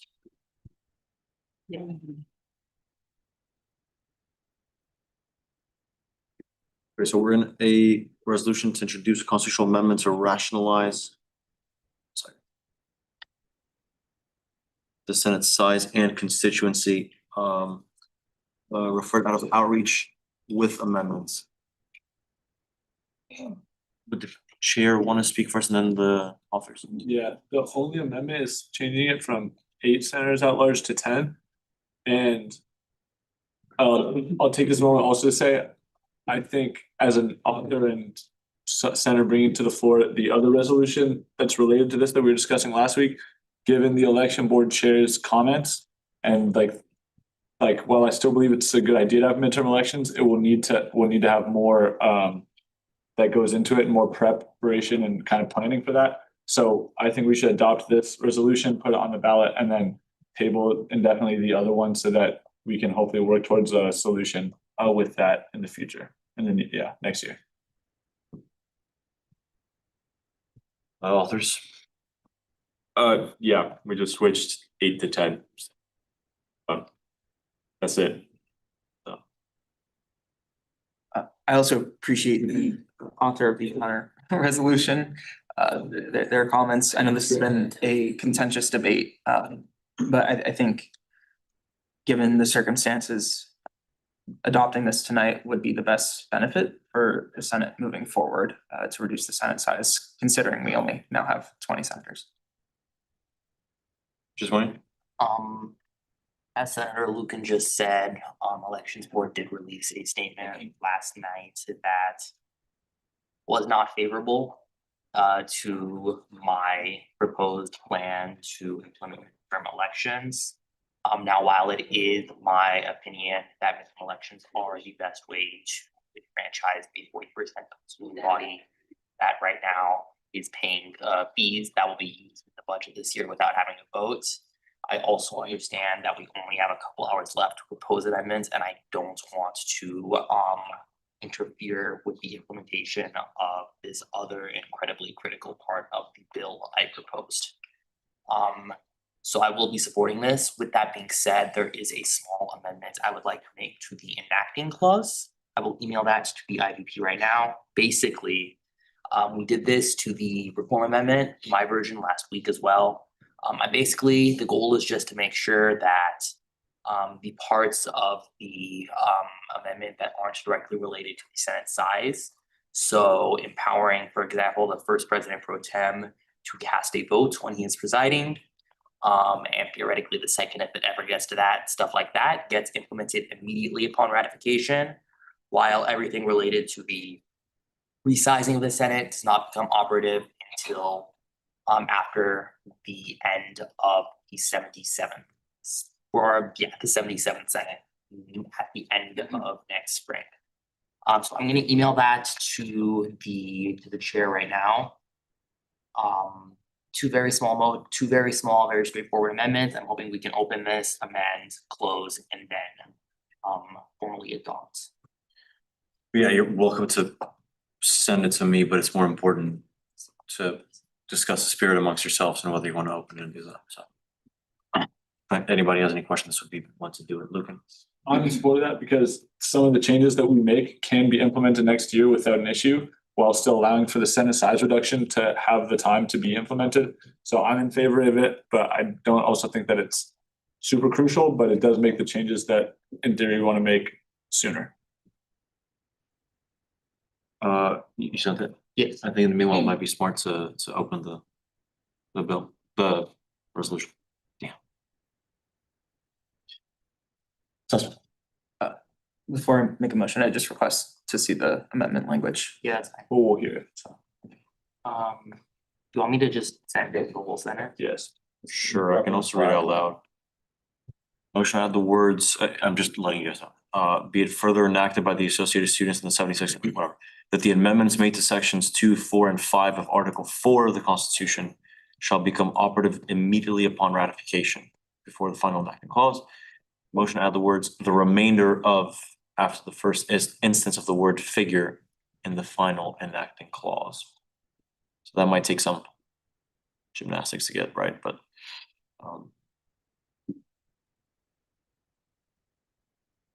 the sections 2, 4, and 5. 2, 4, everything except the distribution of senators. Am I tripping? I don't see anything about the first pro temp voting. Am I missing something? It goes from the presiding officer of the Senate may vote only to break a tie to the internal vice president may only vote to break a tie. Implicitly, if someone else is presiding who has a seat in the Senate, it means they now are allowed to vote. I don't know. Yeah, sure, but Didn't you write this? yeah, that wasn't the intention. It wasn't? Yeah. Then what's the point of changing this clause? I still think regardless of the intention, it makes more sense for these things to Yeah, take effect yeah. immediately. Yeah, that makes sense. Okay. Again, up to you guys whether you want to open it or not.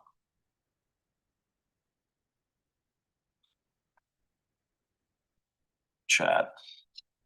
Just one. I move to open a resolution to introduce a constitutional amendment to rationalize the Senate size in constituency.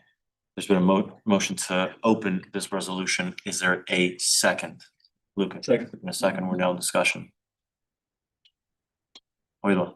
Questions, we call the question? You good like that? Seeing none, we're in it. Giuspone. I move to add the words, be it further enacted by the associated students in the 76th Senate assembled that the amendments made to sections 2, 4, and 5 of Article 4 of the Constitution shall become operative immediately upon ratification before the final enacting clause. Okay, so there's been a motion to add the words just until before the enactment clause.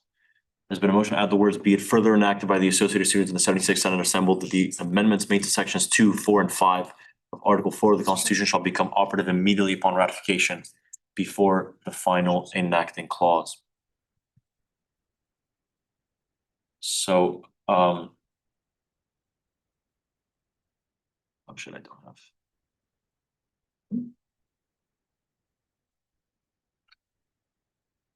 Whoever has editing access on this. Senator Anna. Yeah. Could you grab me real quick? Yeah, I got you. If it's okay with you guys, I'll add it in a funky color so you can see it on the thing. And obviously it doesn't mean that it's part of the bill yet. It was Lucan, one second. Yes.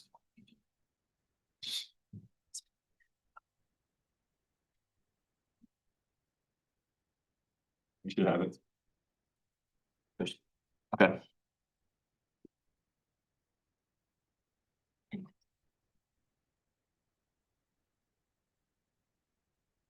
All right. Which one? No, there's not been a second, or, no, wait, what was, That was. yeah, That was a cool question to ask. Don't have a second yet. okay. Um.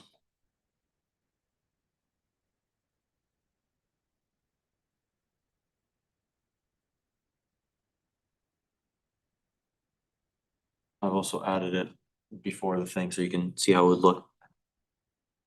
So is everyone familiar with the motion? Is there a second? Lucan. It's been seconded. We're now in discussion. Dan, Question. question has been called. You judge call the question? Consent. Any objection to consent? Seeing none, motion passes. I'll make it not weird.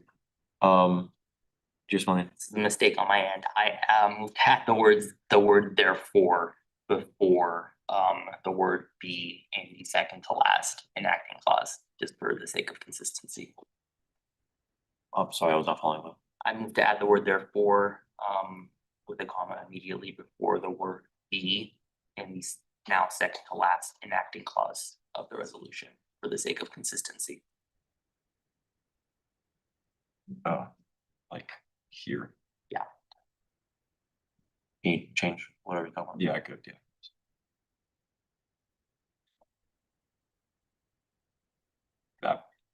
With a comma.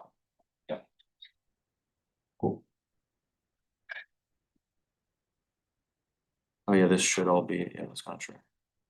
Oh no, can you make whatever color you just did? Orange? Yeah.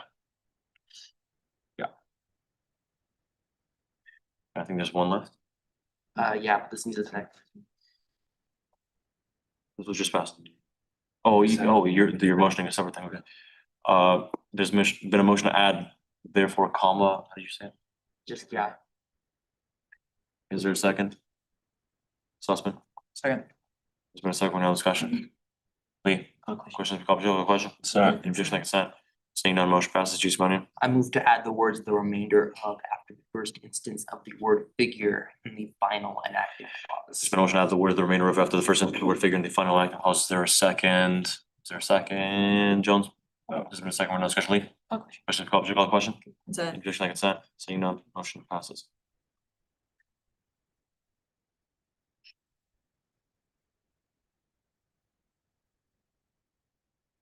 Chief Simonian. I move to close the resolution. There's been a motion to close the resolution. Is there a second?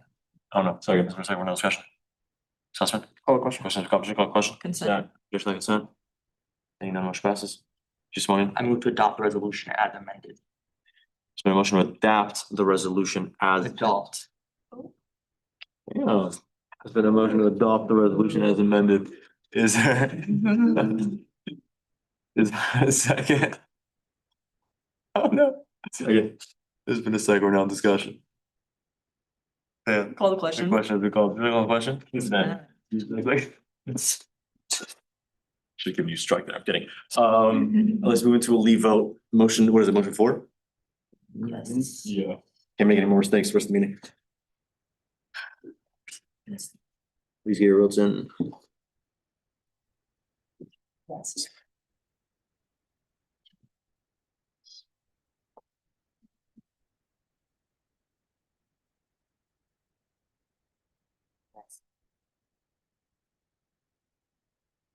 Claims should be present. But she's PPP. That actually. But we're at a total of 13. Guys, someone confirm? Sorry, I'm saying. Okay, with 12:02, the motion passes. Thank God. Someone's been on over 10 months, okay. Cool. We're in a resolution adding a locking fee for mobility transport services to the spring, no. We're still at it, for mobility transport services to the spring general election ballot. Could we just table this indefinitely, Yeah. please? Oh, no. Motion to table. Oh, God, Motion to table legislation indefinitely. There you go. There's been a motion to table legislation indefinitely. Is there a second? Just one. Second. Been a second round of discussion. And Call the question. question to call the question. Consent. Objection, consent. Seeing none, motion passes.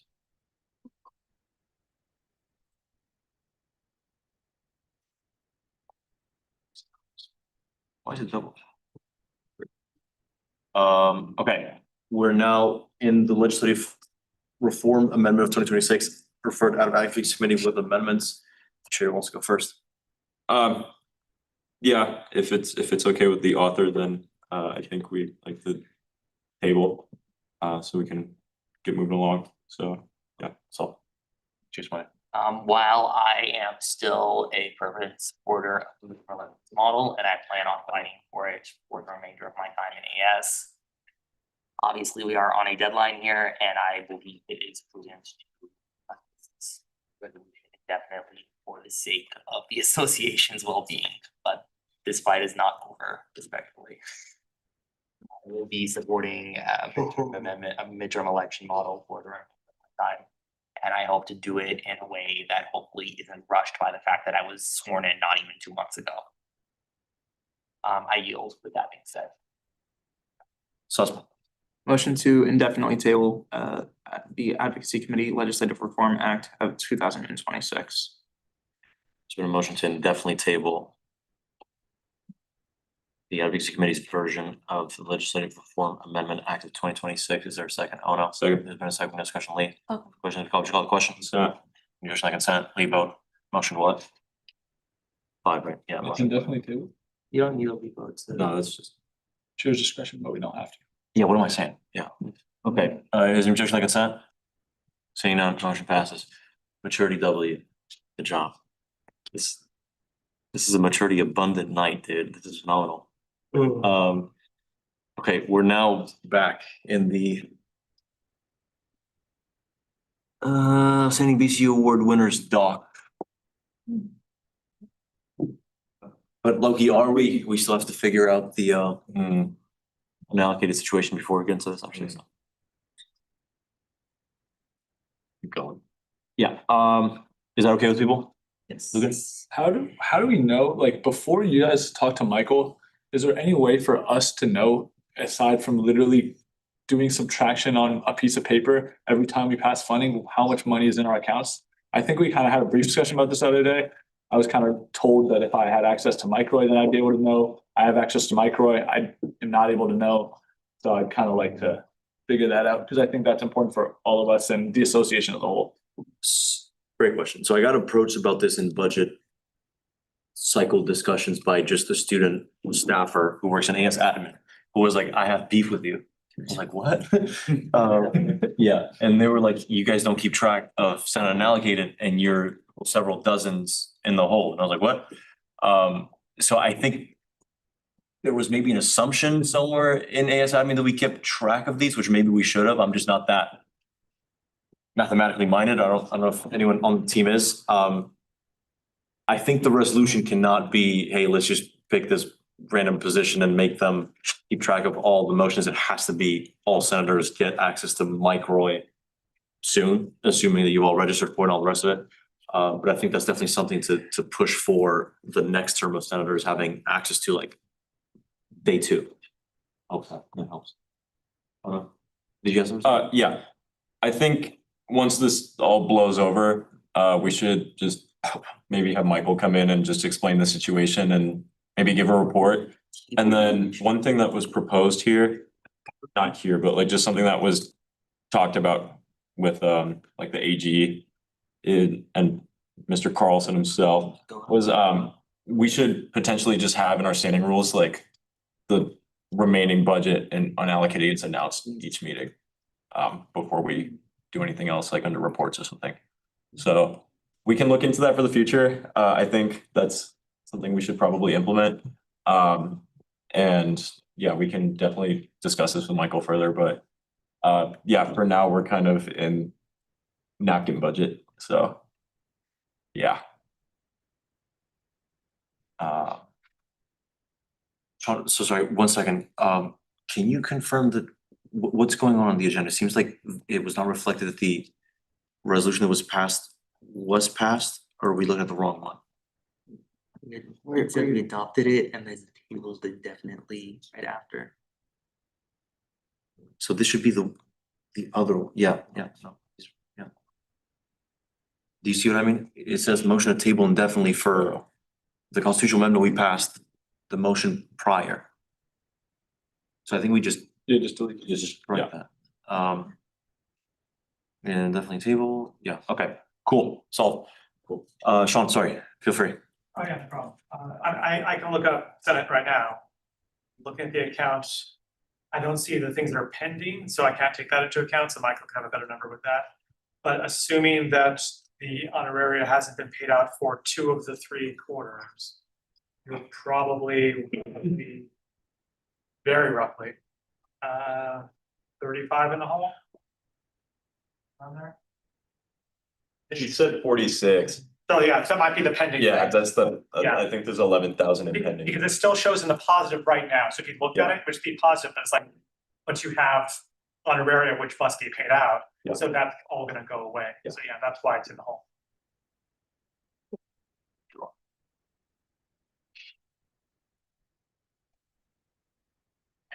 I have two things. Firstly, the mobility transport resolution was also indefinitely tabled, but that's not reflected on the agenda.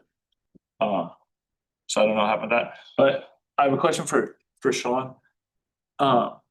Can the Senate spend out of undesignated, and how does that work? So no, I know it's been like, the word had been like, oh, we can just top it off. That's not happening. So the Senate unallocated, once it's spent, it's spent. There can be mechanisms by which that can change, but right now, that's how it is. This Senate has just spent significantly faster to the point where like, you basically spent it halfway through the year than other Senates. So I know I've heard a lot of people say, well, we've topped it off before. As far as I can remember, as far as all I can remember, that's not happening. But can we, is the question. Currently with, I believe, Mike did on that, with like them with current code, maybe not. But I'd have to consult with him and highlight to see what actually is possible with that. The question is to take from a designated? Yeah. Yeah, we've had these discussions. Mike says no, so there's a bill in executive about this. Give us that ability. Oh, that's, oh, yeah.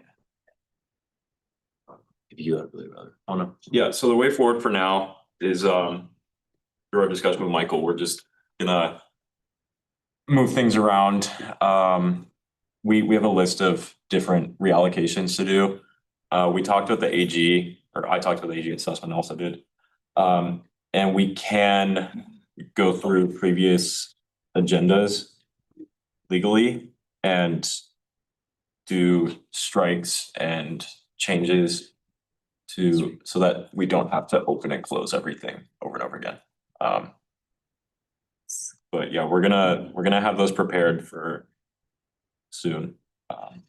So yeah, but the idea is that this will get us into above zero, but like not, just not in a deficit, right? So we'll be out of the red by doing reallocations, but it's mainly through moving things around.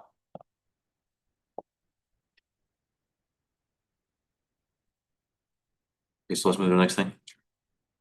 Yes. Since we're on the subject, I'll be proposing legislation as to how Senate unallocated can be used and how it should be used going forward. Considering there have been no provisions set forth. You know, be it funding RCOs or other BCUs or executive offices. There's gonna be legislation as to what the purpose of Senate unallocated is and how it should be spent going forward. That's all. There you go.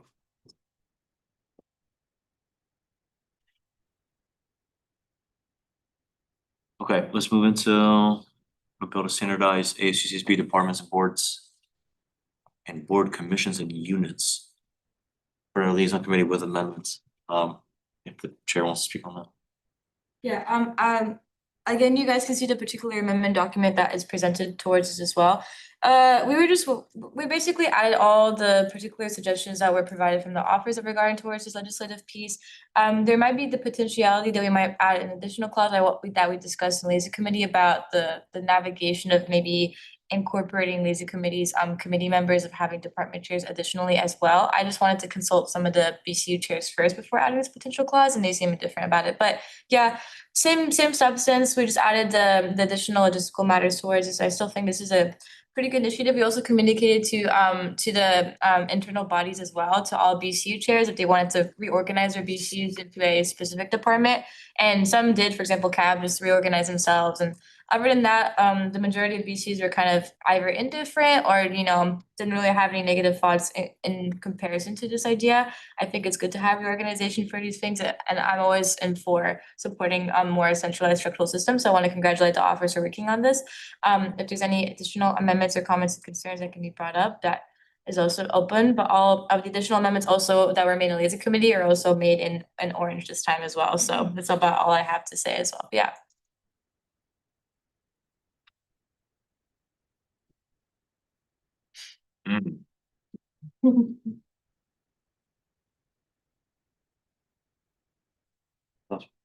I'd like to invite Sean, if you would like to speak on this, on your perspective as to how this will shape the association further, since we haven't had the interim executive director's opinions on this bill, since it is quite significant in how it's restructuring the association going forward. since other staff have given their input. I would like to echo what a lot of the other staff have sent along, because I've been CC'd on a lot of it. Just wondering about the one-to-one with the RAS reorg as staff versus the organization within Bill. And I'd say a fair bit of it too is just the curious wondering how it'll affect the liaising with the VCs and how those positions that are all the people in between. Intermediaries. Yeah, well, like how that is going to be organized, are those honorary earning positions? Or are they The appointed? department chairs? Yeah, the department chairs. Yes, they're honorary. Because like the liaising has changed so significantly over the past 2 years. I mean, it's all an experiment anyway, right? Just to see. But to abstract it further, I'm curious how that will end up. Like it's worth trying, and I'm hoping that the relationship between the VCUs and the Senate will improve through that method. We've tried other methods before, and some have worked and some have not. So I'm having a bunch more than my staff have already signaled via the email. If I have anything more, I can send it along later by note for you.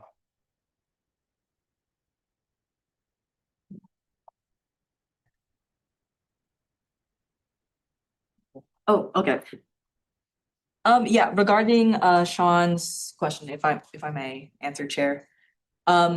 About, yeah, the liaisonship, again, as Senator Wahidullah said, and we were in discussion with Sussman about having the department chairs be under liaison committee, so they directly report to the senators. Currently, as it stands, it's still in the office of the president. Of course, I don't think we have intentions to adopt this right now, because we want to work with the BCUs to see what they think about that change, because it's important to get their feedback, which we did with this bill. There was weeks of it. Thank you, Senator Sussman, for being very proactive in that. But yeah, we have intentions to have the department chairs fall within liaison committee so that they report to us. Maybe we can do something where they report to Senate as well if we choose to, or if we think it's necessary. But yeah, that's the idea, that they'll be in our committee so that we have their knowledge, if that helps. Yeah, that does. Yeah, I mean, biggest concern with the whole thing was just originally was senators sat on each committee, right?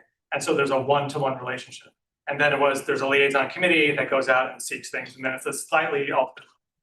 So it had to be another thing between, an intermediary between. That's just the concern, that like, as long as the reporting and everything is very clear, then it might not be a problem, but just seeing how different that is and making sure that the relationship between the Senate and the BCUs is not as strained as maybe sometimes it has been in the past. That was my big.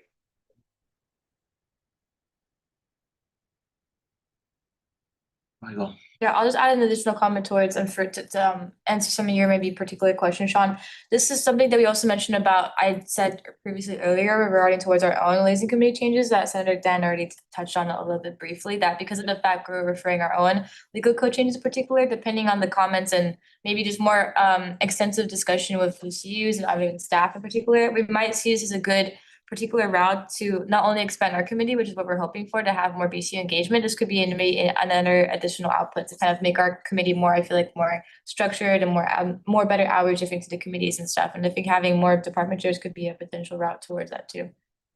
And I want to very much appreciate liaison and Bill's authors like coming to staff to talk about through what the repercussions might be and get opinions on things. That's not the usual, so it's very much appreciated.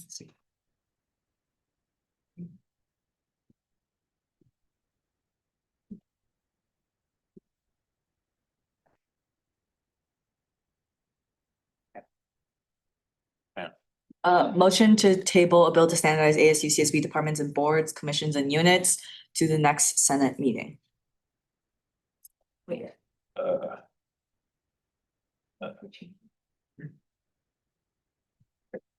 I rescind my motion. Make sure you guys are doing those. Okay, If we table it to the next meeting, that means we can't make any amendments or adjustments to it, right? yes, So, probably committee if you want to make amendments. I think executive has to meet early in spring if that's something you're interested in. say less. Motion to refer a bill to standardize the ASUCSB departments and boards, commissions, and units to executive committee. There's been a motion to refer this legislation to the executive committee. Is there a second, Lee? Second, no discussion. No discussion. Very well. Quick question. Questions are called, just call a question. Done. Any check, consent? Seeing none. Motion passes.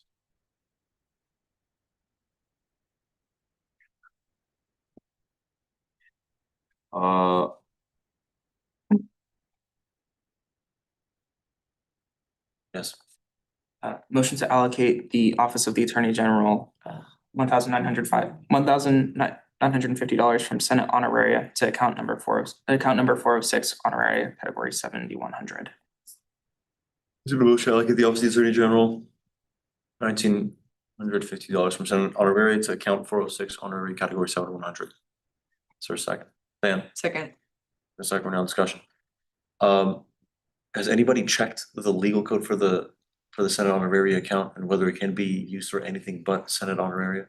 I just don't want you or the Attorney General to get an email from someone in financial operations being like, this is not workable. That was approved by Michael this morning. Yeah, Yes. brilliant.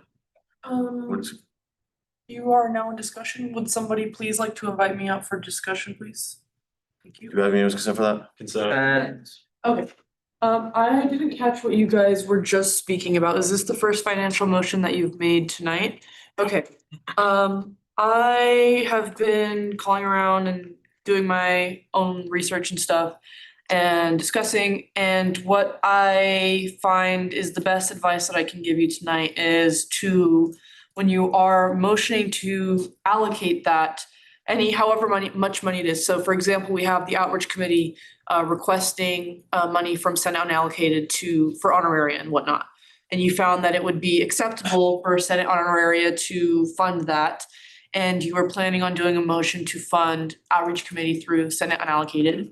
What I would suggest is, instead of going back and retroactively striking and amending and accepting the minutes, is to motion to allocate XYZ amount from Senate honoraria to Senate unallocated. So then the first motion can then be taken and carried out. That's the kind of like a middle solution to it. If you do anything else, you will have to go back into the previous agendas and strike and amend and accept, because the whole point of minutes is to have a written document. And if an asteroid hit right now and somebody was for some reason interested in finding and tracking the money down, it would be very difficult for them to do so. It wouldn't make sense. They would say, well, why is this transaction reflected here and not in the minutes? And so it would be problematic in that sense. Now I know we don't necessarily have, people going back into the minutes, but you never know what could happen and what could be useful for somebody in the future. And so if you are planning on doing that, I would advise that you do go back into the agenda. However, the solution to bypassing that is to then motion wherever you found the funding source to Senate unallocated, and then that first motion can be carried out and it will be in the end distributed from Senate unallocated. In addition, I would request that you all either propose a piece of legislation or motion a directive to have the balance of Senate unallocated put on the beginning or on each agenda or announced at every Senate meeting, because it really is unacceptable for Senate unallocated to go into the negative. It's not anyone's fault, it's not staff's fault, it's not your guys' fault, but this should be avoided in the future, and it's fiscally irresponsible to have something like this happen again. So I don't know, be that a standing rule, be that a piece of legislation, standing policy, bylaw, whatever you want to do, just have, I think that an easy solution for this is to have a live running total or an estimate even of what is in Senate unallocated. Does that sound, I know this is discussion on my motion, so that's fine. My motion seems to be okay because I didn't motion that previously, so it should be fine. But any questions, I know we're about to go into recess, any questions about this I'd like to have on the record. So yeah. I'm thinking, so this shouldn't be a problem when everyone has easy access to the microwaves. This should be the job of center leadership whenever that becomes the case. Until then, Sean, is it workable to have it as part of your weekly report? Or whoever is part of it to communicate with Michael or the financial team? Yeah. And just have that, just literally like it's at 5. Cheers. Yeah? Okay, love it. I know we're in discussion on my motion. If you wanna finish the motion and then move into discussion on the game plan for the general negative 43,000 or 46,000, whatever it is, fine. But that's the solution that I came up with for y'all. And actually, it wasn't my idea to do the third party thing. That was Sean, so shout out to Sean. That was a good idea. And that should kind of quell if an alien, an extraterrestrial wanted to go through the minutes and find where everything was.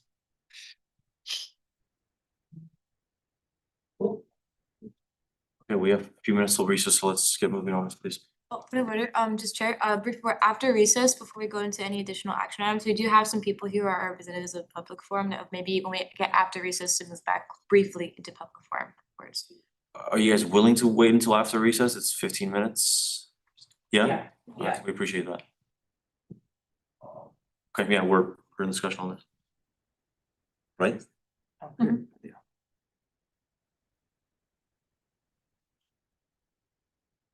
Lee, question has been called. Did I call the question? Consent. Any objection by consent? It's financial, so Lee vote. What is it? 6. No. 5. 5 it is.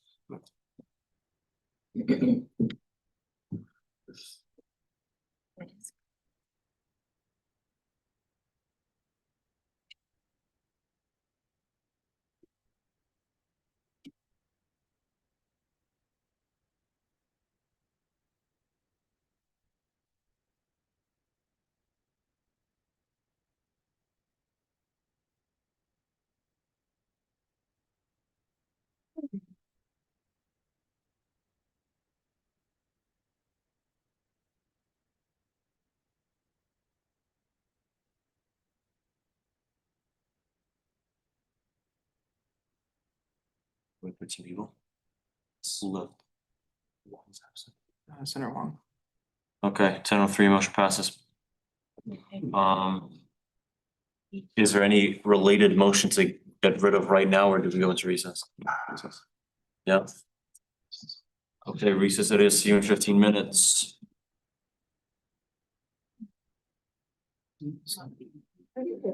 Yeah.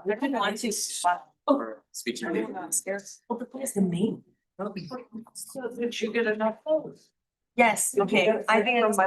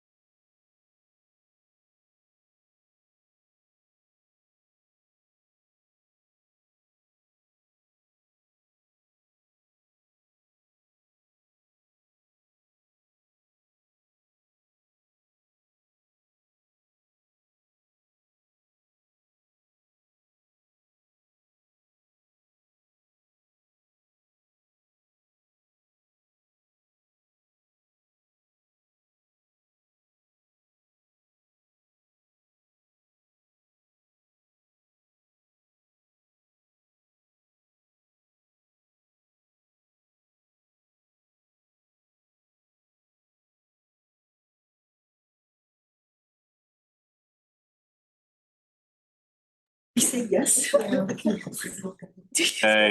we're back in 9:21.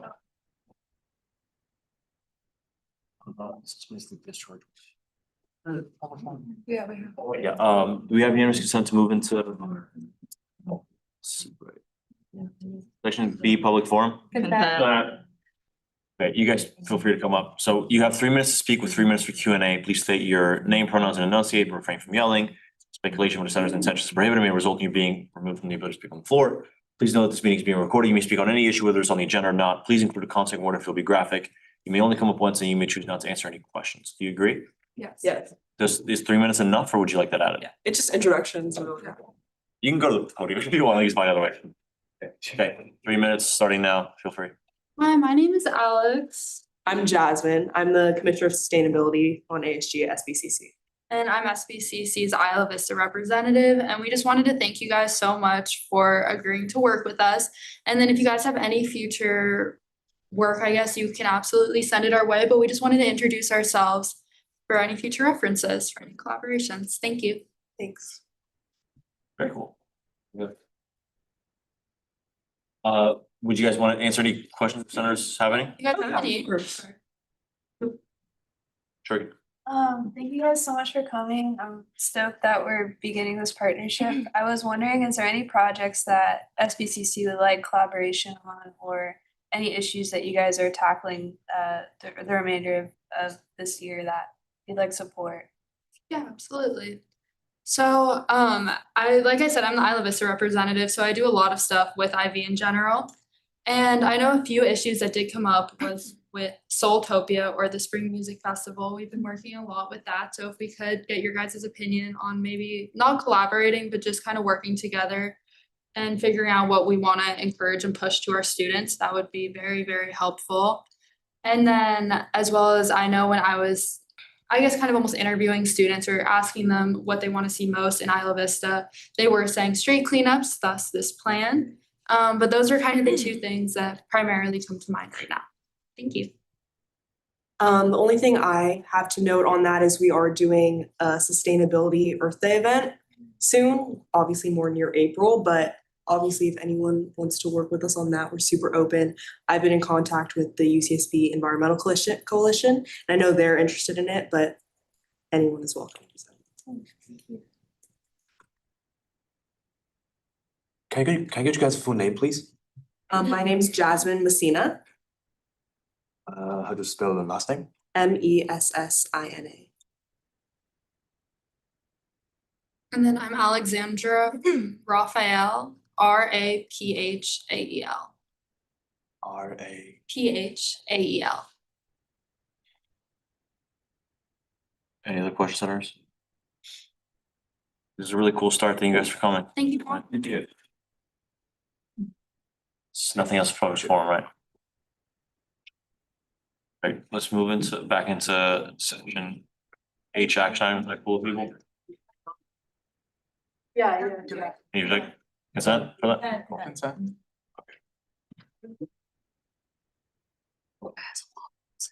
Motion to discharge a resolution to enact Article 13 of Associated Students Constitution from Executive Committee due to its passage in the previous term and pressing deadline. There's a motion to discharge a resolution to enact Article 13 of the Associated Students to improve financial and governmental stability of the Associated Students due to its passage in the previous term and pressing deadline. Is there a second? Wait, look. Second. It's been a second. We're now discussion. Sussman, do you want to explain?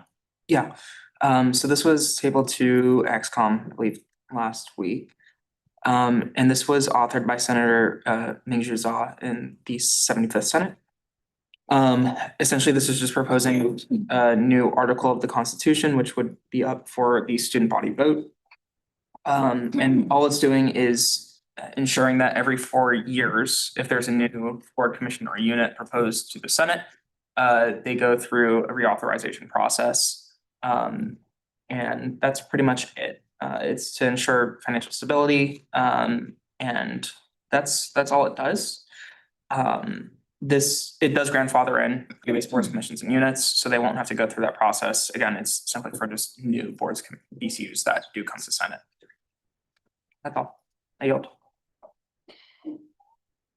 Just wait. Senator Sussman, I am a little bit concerned. Just want to get some clarification on how this amendment would affect the ability of the senators to ask for the disbanding or modification of the mission statement of a BCU outside of those 4-year renewal intervals. It does not. Yeah, the Senate still has the sole power to change the bylaws and change non-lock-in board commissions and unit structures, should that be their decision. Obviously, there's concerns of overreach, but this does not change the power structure whatsoever of the Senate. It just simply ensures that every 4 years, if a non-lock-in BCU were to be created following the passage of this, they're just reauthorized and looked at from a financial standpoint. Would it be possible to place an affirmation clause, something affirming that the Senate still has the right to regulate BCU activity outside of those 4-year renewal intervals, the text of the amendments, for the sake of clarity? Yeah, I just went through the resolution itself, and it was from former Senator Shaw's sort of oral explanation that the Senate would still have the ability, but that might have been sort of campaigning. It says pretty explicitly, and protection against dissolution through the means in Article 13, and the last whereas clause says pretty clearly, an associated student's newly founded board commission unit will also enjoy more certainty as the amendment would strip the Senate's ability to dissolve BCUs at will. So that interpretation, the amendment is to be interpreted in that way, I would not support it. I think the Senate does need to have regulatory power over BCUs even outside of those 4-year periods. I think that that's, as we've seen, BCU can go completely defunct over the course of a year, maybe even a couple of months. And I think these 4-year intervals where the Senate has no authority to regulate the BCUs are setting the path for a lot of wasted funds. I'd be fine amending that whereas clause to ensure that the Senate still has that power to change it, since Senator, would you have any objection to adding a clause within the amendment proper affirming that the Senate has the authority to regulate and disband BCUs outside of the renewal periods? So it was Sussman's. Apologies. Please continue. yeah, what I was gonna say is I'm okay changing that whereas clause, and then I'd be very careful and big in its language to say that the Senate shall be able to ensure their legislative duty to oversee boards, commissions, and units, something along those lines, not outright stating dissolution or creation. Let me send, Just one. apologies, I'll send a proposed clause to the chair, but I'm thinking something along the lines of this article shall not be construed to limit the Senate's ability to regulate BCUs. This process, yeah. Thank you. Sussman. Motion to open a resolution to enact Article 13 of the Associated Students Constitution to improve financial and governmental stability of associated students. There's been a motion to open this resolution. Is there a second, Juice Money? I seconded. There's been a second, we're now in discussion. And everyone's familiar with this. This can't be just like a 2-person game. We're in discussion. Dan? Call a question. Would you call the question? Consent. Additional consent? Seeing none, motion passes.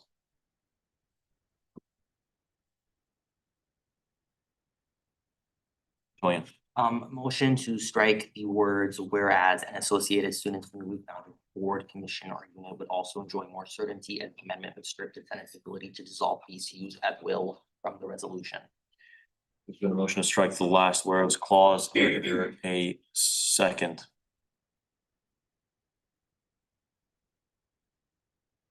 Dan? Second. Second, with no discussion. Question to call, just call question? Just like consent. Seeing none, motion passes. I can.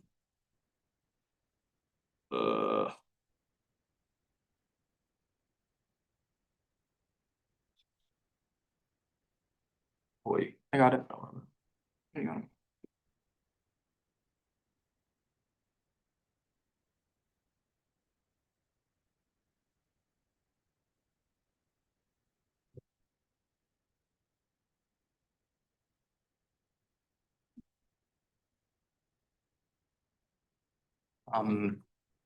Just one. Motion to strike the words and protection against dissolution from the second to last paragraph of the third to last paragraph of the resolution. There's been a motion to strike quote, and protection against dissolution from the third from last paragraph of the resolution. Is there a second?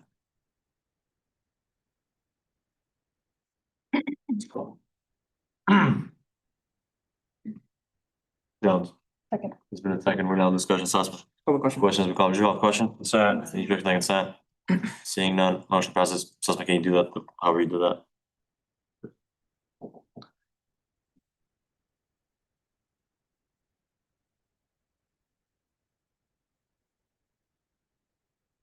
Okay, and I'm gonna email you.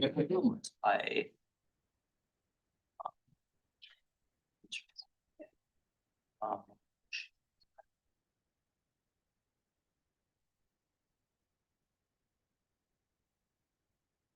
I just want everyone to be aware that the current resolution has this process start with the 2029-2030 school year. It's not something that begins immediately. Obviously, that's within people's power, but that's what's currently set out. Okay. It's also a question of whether a student government has the institutional messaging to implement something 2 or 3 years after it's started itself.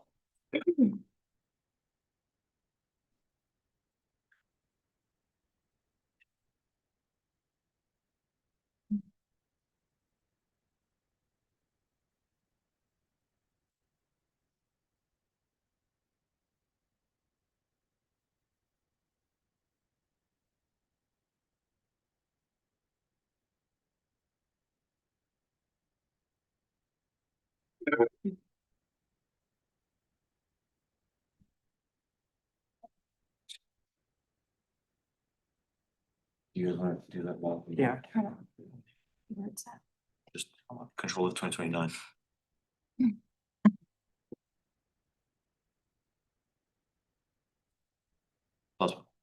Motion to strike clause C of section 2 reauthorization of non-locking fee BCU to state to strike 2029-2030 and replace it with 2028-2029. And the numbers 2031-2032 to read 2030-2031.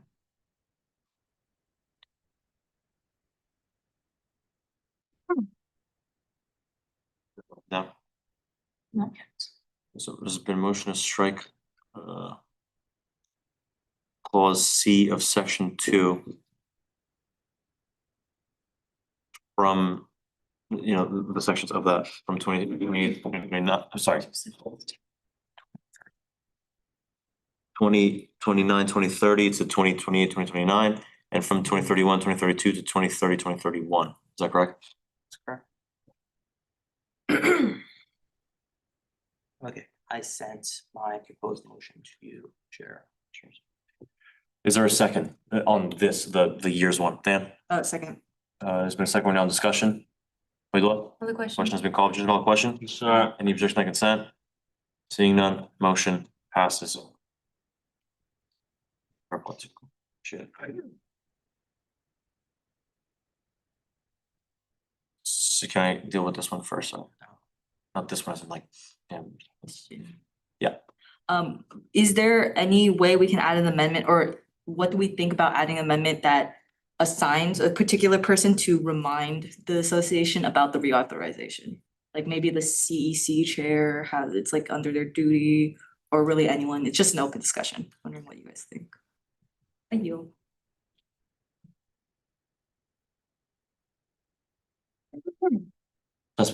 Yeah, and Senator Ono, and my resolution that was passed last meeting, there's the authority's been delegated to the executive director to ensure that they are tracking the activity of the MCUs. So I don't necessarily think it'll. Good. I think it would be the duty of this Senate to follow up with that office stuff. You wanna read that? I'll be here in 2020, guys, so I'll make sure it happens.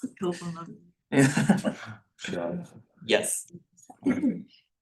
I move to add the words section 4, continuity of legislative authority, and then a line break. A, this article shall not be construed to limit in any way the Senate's authority to regulate or disband BCUs immediately after the end of section 3 of the resolution. There's been a motion to add the word section 4, continuity of legislative authority. A, this article shall not be construed to limit in any way the Senate's authority to regulate or disband BCUs immediately after the end of section 3 of the resolution. Is there a second? Dan, Second. there's been a second. We're now in discussion. Tom? Question has been called. Would you call the question? Consent. Any objection by consent? Seeing none, motion passes. Send that motion. then we- I'll try to add it on.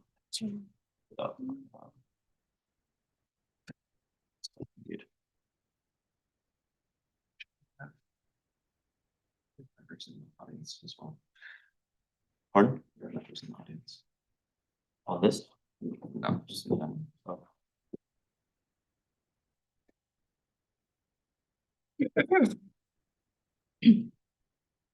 Not immediately. Imagine if I was on them. People like voted all that. Oh my god. Nobody's on the ballot. Oh my. And then they put it in the Constitution. There's plenty of stuff like that. In our beloved legal code. I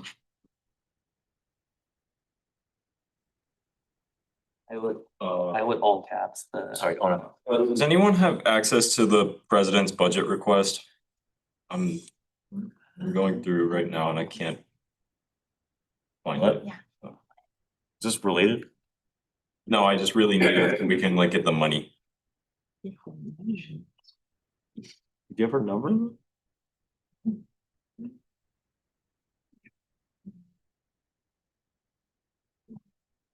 Can't find it. Is that all that needs? I think that's all right on this.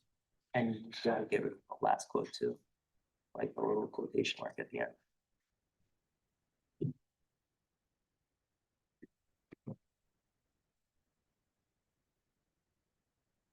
Thought is right. now look, Second the motion. What? Has the motion, the motion has, never mind. My apologies. That's what. Sure. Can I ask a question right now? I was wondering, this is a very like forgive my ignorance question, but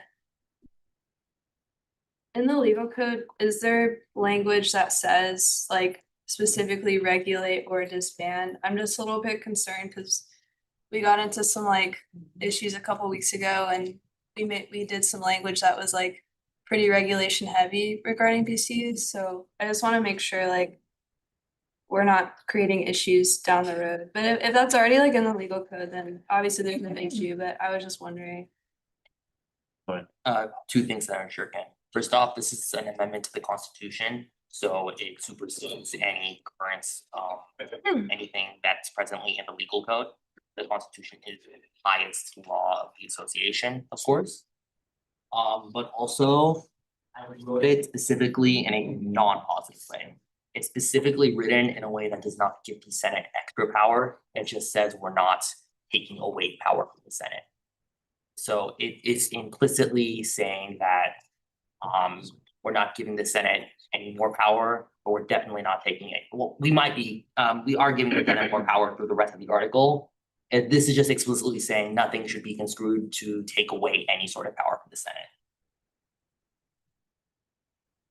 So if the Senate, in the opinion of JC at this point in time, does not have the authority to disband a BCU, this does not give them the authority to do so.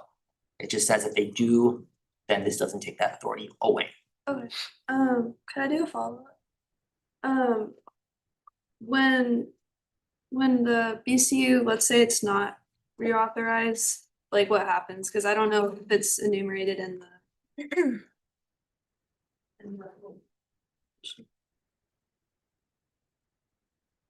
Uh.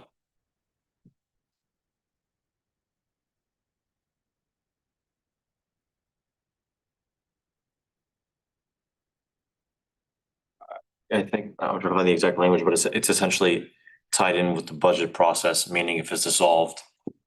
This happens through the same process at the same time as the annual budget cycle. And as such, if it's not renewed, then it does not receive the funding that an entity would.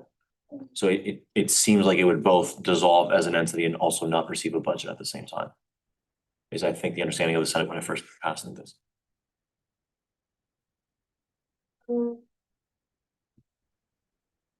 That might, sorry, one more. Just wondering thoughts on enumerating that, just because like if a VCU is looking at it, like they might wanna know like what to look out for. Yeah, maybe we can enumerate that if there's room for amendments, but. That's fully within your rights. So it seems like, clause B of section 2 says the VC will reauthorize through the method and clause A shall be budgeted during the annual budget process. And it doesn't say anything about if it's not reauthorized. Yeah. Maybe he's being euphemistic, but yeah, you're right. It's not in there. Yeah. Is it open right now? Could we have it? It is, right? CAG. Let me. It'd probably be something like if not enumerated during the budget process, the VCU would effectively dissolve or something.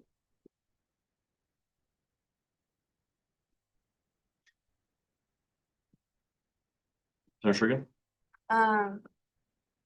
Motion to amend the legislation to add a subclause under section 2, clause B.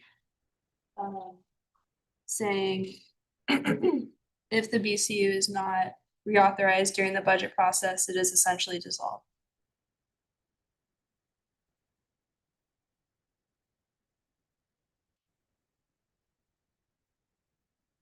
Under section 2, clause B, right?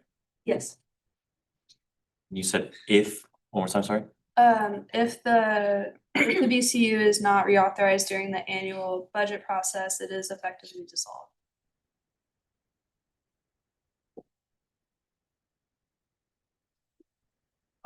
You can, but you can leave it, or take it, but I think it would be good to match it up with what it says above. Yeah. Like through the method, I don't know, so it's clear, it's talking about something. Sorry, could you repeat that? Meaning like through the method in clause A, as it says in clause B. So I'll just put on here and you let me know if it's.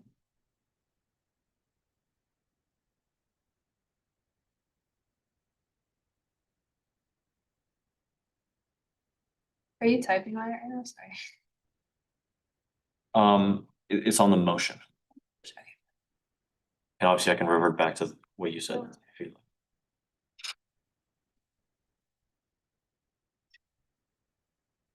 Yeah, okay. And you said dissolved, right? Yes. Some sort of absolved, I think that's for sin, so. Okay, so there's been a motion to amend this resolution under section 2, clause B, saying if the BCU is not reauthorized during the budget process through the method clause A, it is effectively dissolved. Is there a second suspect? Second now in discussion, Jay Simonian. The question has been called. Should call the question? Consent. Any objection to consent? Seeing none, the motion passes.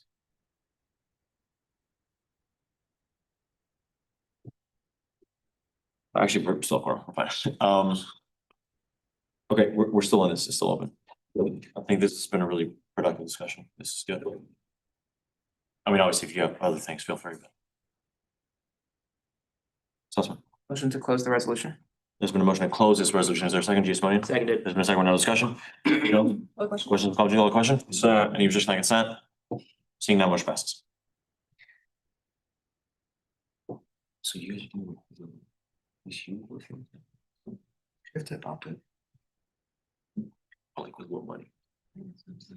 So now. So unless I'm missing anything, we don't have anything major to do except for the various Monies. Yes. To adopt this resolution. We have to formally adopt this still. Oh, I'm tripping. Yeah, we just closed it. We're okay. Sorry. Just went. Motion to adopt the resolution to enact Article 13 of the Associated Students Constitution to improve financial aid and governmental stability of associated students as amended. There's been a motion to adopt this resolution as amended. Is there a second? Sussman? Second. There's been a second. We're now discussion. And Call the question. Coach, call the question? Yeah. Any position on consent? Leave vote. It is constitutional resolution, which is six matters. Which is six? It's 2/3, right? Mhm. Okay.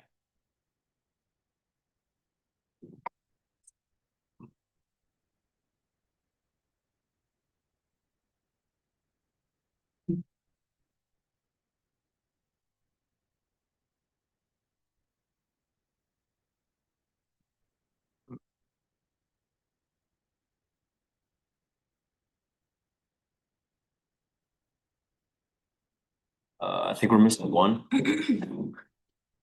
Is Olaton an abstention on this? I think. Yes. Jared, they left. Yeah. Oh, like left? Yeah. Oh, brilliant. Senator Chowdhury is present though. 12, 13.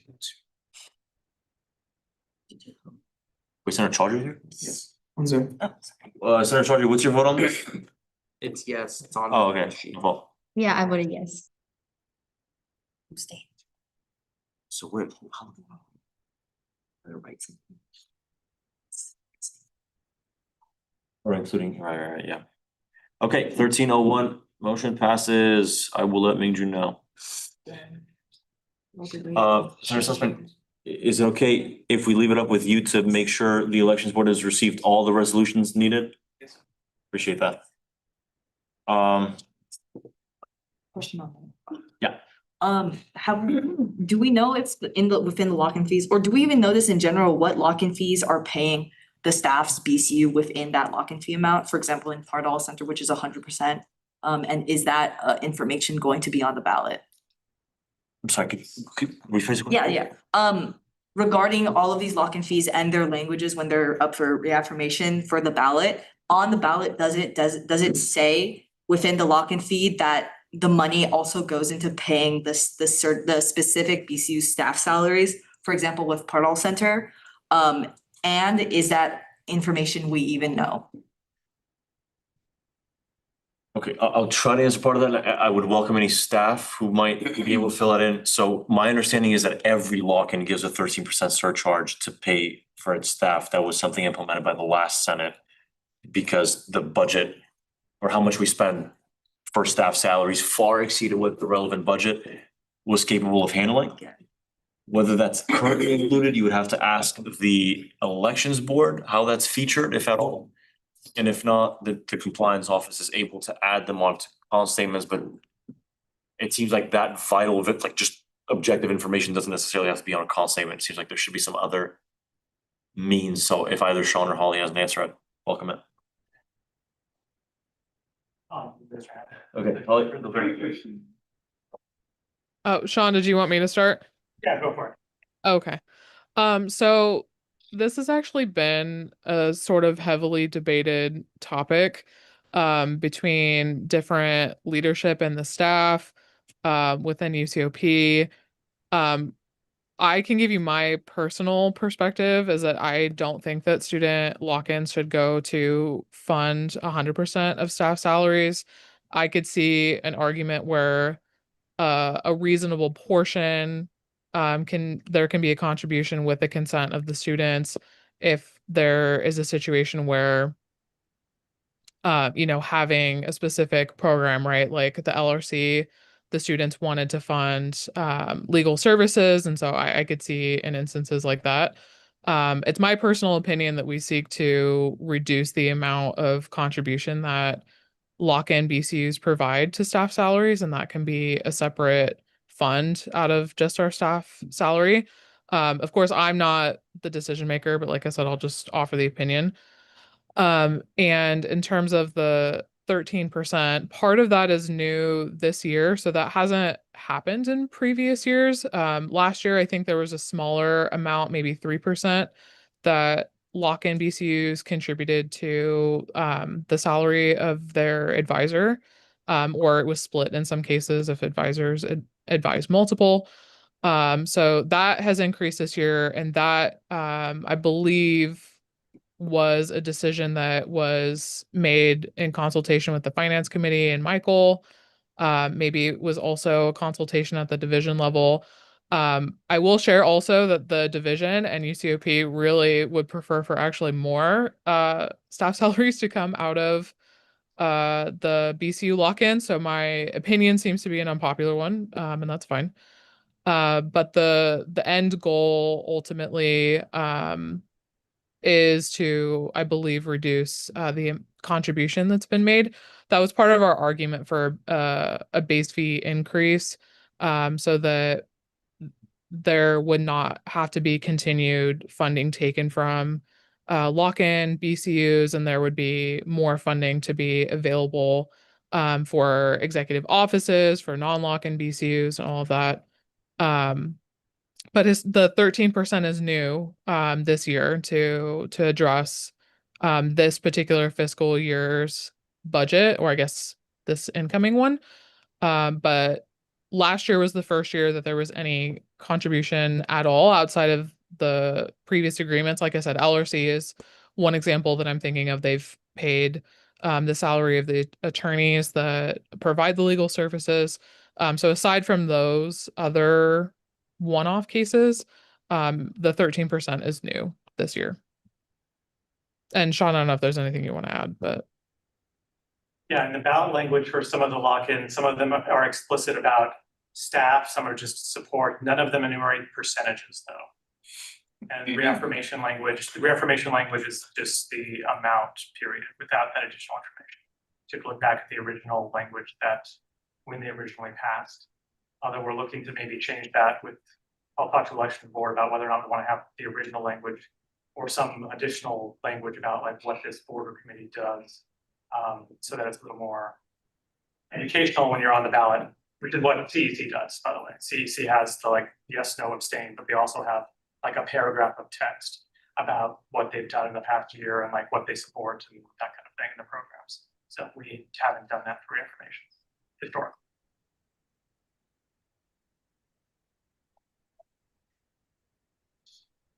That answer the question? Yes, thank you. Okay, it seems like we're still waiting for the financial statement. It seems best to deal with the other segments of what we have to deal with. Do we have any consent to move into section J, committee reports? Okay. Anything from finance? Anyone here from finance, really? Outreach. What the hell keeps happening? Bro, I have nothing open, it just kept okay, we're having a 3v3 basketball tournament on Saturday. So we really need you guys' help to promote that. I just sent it to the general channel in the Slack.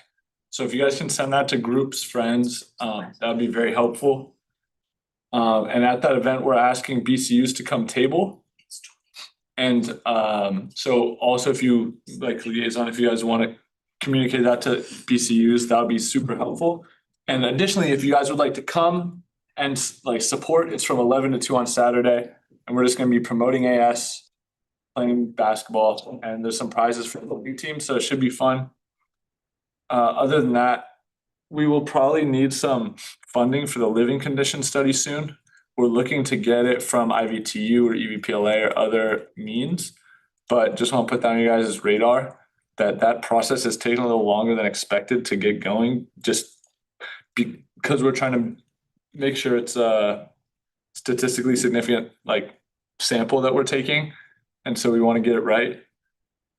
And then also, if you guys have been at the Arbor or Coral Tree or the coffee shops on campus, and you've seen the coffee sleeves that are getting handed out, they're Senate coffee sleeves, and that was our doing.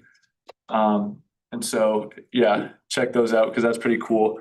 And we thought it was a fun way to promote Senate and AS. And we're hoping in the next batch to have QR codes on them so that people can access it, maybe even for the election, having something like that. So, yeah, and we have, of course, other initiatives we're working on, but those are kind of the three main ones that come to mind right now. I'm happy to take any questions. Public, any questions? Cool. Liaison. Yeah, I'll just be brief. Thank you again. Just Senator Lucan for mentioning about that. We'll make sure to contact the BCU chairs about that if they're having any options. Brief update. Honestly, we don't really have too much particular things right now. We have a lot of upcoming stuff happening, hopefully for the spring quarter.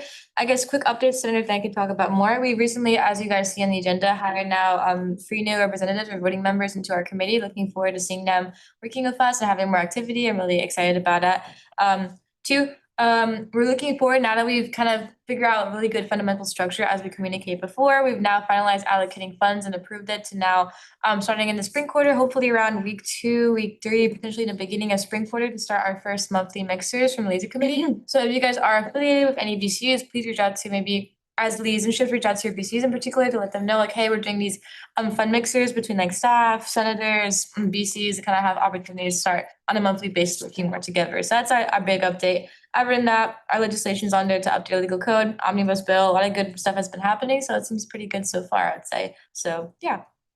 And then Senator, I can add some additional points.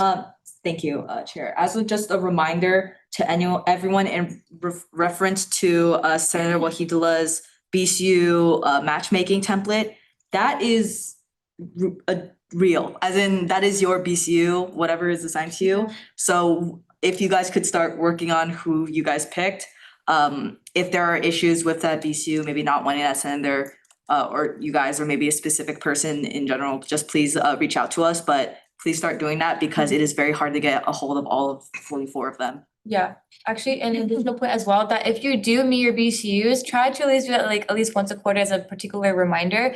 Because I know some people mentioned about strict rigid guidelines, but as a key, try meeting at least once a quarter. And if you do have any particular reports from your BCUs, please come to lazy committee meetings to inform us about them. Because the only way we can know about what's happening in BCUs is if you inform us about these updates, so we can help support them as extensive as possible as an additional reminder too. So yeah, thank you. Thank you, Senator.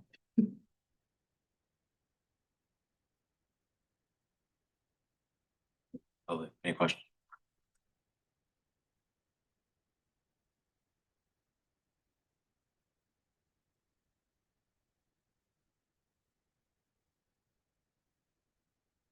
Advocacy. Yeah, so Senator Ono put in another really big Amazon order, so we're gonna table again next Wednesday. We're gonna give out Blue Book Celsius.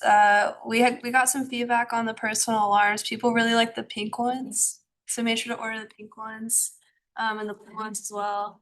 But yeah, so we're just gonna give out the exact same stuff. We ran out of everything last time basically, which is great.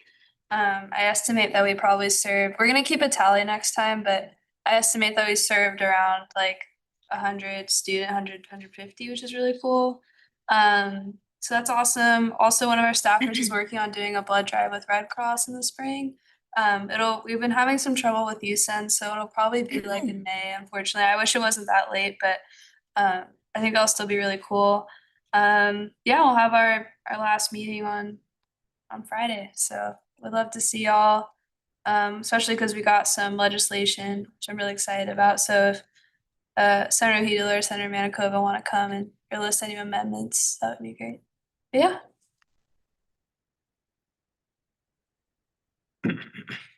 Jones? What time is tabling next Wednesday? Yes. Do you guys need any help? Oh my And gosh. If so, where can I sign up? Thank you so much. Yeah, we would love the help. I want to thank Senator Than for like, bro, you were like awesome. She was like because I'm introverted, I'm very soft spoken. All I had to do was stand there and give out stuff, because Senator Than was like, come on over. Anyway, but yeah, we usually start setting up at around like 11, but we're there from 11 to 12:30. So anywhere in that window would be great. Yeah, and next Wednesday.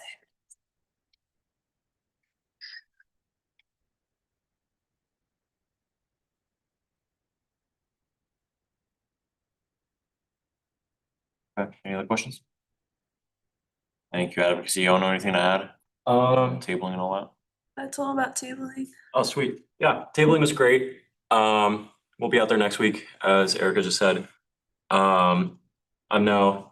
I did another Amazon order, so I'm now $1,200 in the hole. I will be reimbursed eventually, but I'm putting a lot on microwave, so hopefully it works. But yeah, show up next week when we're tabling. It's gonna be great. Get yourself a free Celsius, free Blue Book. Should be fun. So yeah.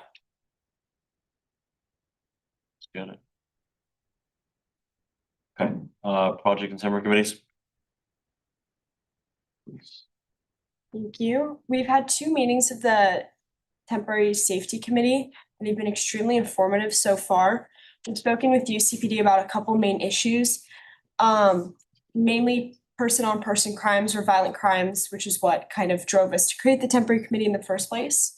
Chief Bly has also brought to our attention how significant the pride theft is on campus, and while that might sound not as dire, not as bad as like person-on-person or like those more serious violent crimes, it is a huge issue. So that's another thing that we've been looking into, some sort of crime prevention measures, and trying to also use like the environment and like landscaping, etc., to like create and to like prevent crime, which has been really interesting. Take Back the Night has funded a CSO station that's gonna start operating spring quarter from Thursday to Sunday night during like the night hours. I don't remember the exact ones. So that the traffic from the dorms to Isla Vista, there'll be like on the commencement lawn, on the commencement green, there's gonna be a CSO station there. So we're really looking forward to that. We're looking at options for the interim. So we have these mobile security units, which you might have seen near the lagoon. They kind of look like they're like tall, and they have like cameras at the top, and they have like some lights. They also have like a speaker system so that if a crime is happening, UCPD can speak through them. So we have a 30-day trial period with those from the company that's ending March 6th. So we're brainstorming ideas for the interim between March 6th and when that CSO station is going to be implemented in spring quarter. So that's mainly what we've been looking at and working on. Additionally, they're looking into a mobile application with a panic button and a tracker system if you wish to share your location with the UCPD dispatch center if you're walking somewhere late at night. And we're hoping to get a person on the committee helping and being a part of their demonstrations before UCPD decides whether or not to onboard this app. Similarly, we're looking to get one of the committee members onto the they have like a committee for emergency communications with all the different entities and groups at UCSB that would be like sending out emergency communications, and they don't have a student there. So we're working with Chief Bly to see if the committee would be willing to allow a student representative. And I'll take any questions. And I'd also, if anyone has any ideas or input on any of those, like please reach out. Evan and I are open to all ideas, and we'll continue to collaborate with the entire Senate. Rizzo. Just very logistical question. It sounds great, just all the initiatives you guys have already been continuously working on, despite only having just like 2 meetings in particular. So that's congrats to all of you. Just a logistical question. Wait, do you guys have meetings still this particular week, or is it like no meetings this week? Okay. For best ways to contact in particular, just on a touch base again from the last Senator report I had in the last particular meeting. I tried discussing about those student coalition people that are working on some stuff regarding towards dining hall food in particular.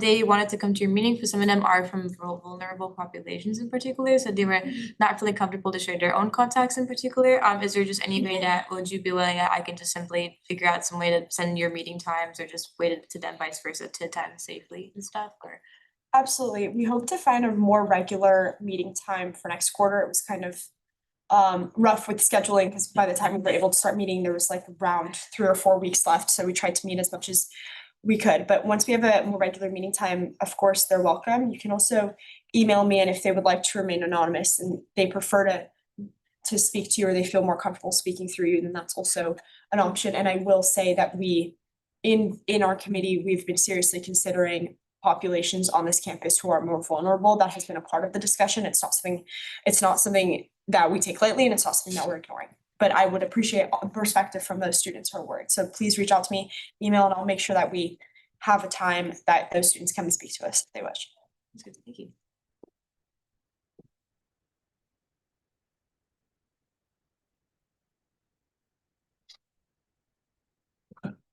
Logan? Do mobile safety units surveil at all times 24/7? No, the way that they work is that they have, so it's 180 like view.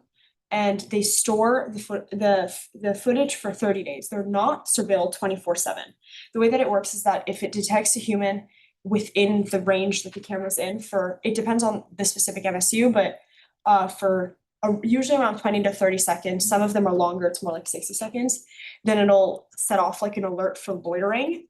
Then the dispatch center, the same people who handle all like the 911 calls, they'll get an alert, there's a potential crime in progress. They'll click and they'll open it. Sometimes it's just a person walking by, maybe they decided to sit down and do their homework within the frame, so far, like, thank God it hasn't been anything bad, but so then they'll get an alert, and only then will they view it, and they'll verify if there's anyone in danger. If there's someone in danger, they can turn on the lights, they can speak to the PA system, and they'll dispatch officers. But they do not have the capacity to surveil those 24/7, nor is that helpful or something that UCPD would want to be doing.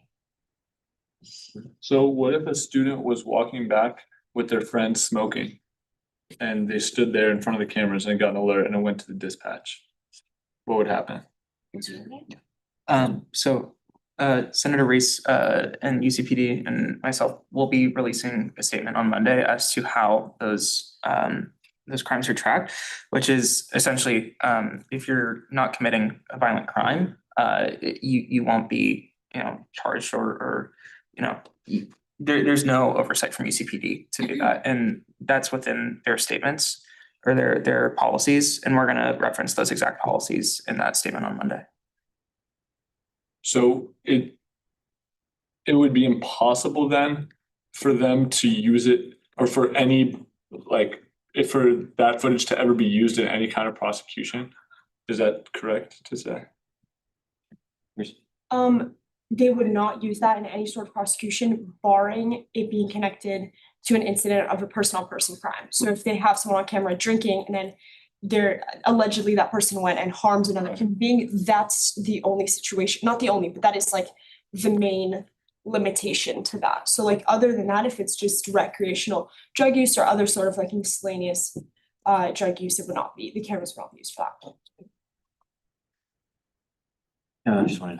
Do we have, or would it be possible to obtain written assurance from UCPD as to what was just said?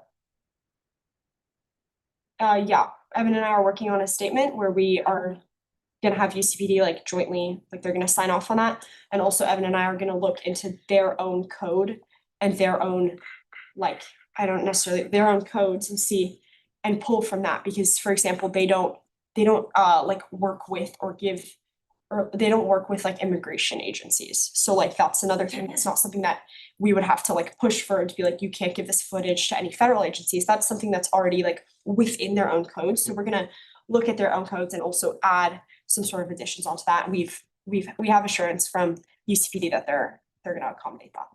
But yes, we will get that into writing. Yeah, there's a lot of policies that UCPD has in place to ensure that students are not monitored and wrongfully charged, and that there isn't, any sort of collaboration with federal agencies whatsoever. It just needs to be publicized, that's all, and that'll be out Monday. Sure. Yeah, just a couple of thoughts. First of all, I just wanna say this committee is super effective. Like, I would encourage everyone to come next quarter, just because like the conversations that are had are very valuable, and Chief Bly does an amazing job. Like, he takes us all so seriously. The first meeting he came in a suit, like he takes it really seriously, and I would encourage just everyone to come to be a part of those conversations. And I just want to assure everyone, in the meeting that we had, we talked probably for about an hour and a half about effective communication to students regarding information. Sorry, I worded this bad. Information storing, which there's no information storing, but we talked effectively about how to bring that to the student body in a way that everyone can feel at ease for about an hour and a half. Like, that's something that we're really focused on. Because I know there's been instances, for example, at SLO, there was a camera that was storing license plate information, and the newspaper, their student newspaper, got a hold of that and there's this whole story. It was like very disturbing and, you know, we're trying to avoid that situation. Obviously, we're not doing that here, but yeah, transparency and accessibility to information is very, very important. So I just wanted to share that and I would really encourage again everyone to come next quarter. Please. One final like note, we're gonna be releasing a bike theft survey so that we can understand the full extent of bike theft because we know we have the statistics on the ones that were reported and not the statistics on all the bike theft that isn't reported. So I'll be sending that out and hopefully with collaboration with outreach, we'll be able to get that survey out, but just wanted to let you guys know if you guys could like help publicize or like get that to the students. Cool. What a lovely discussion.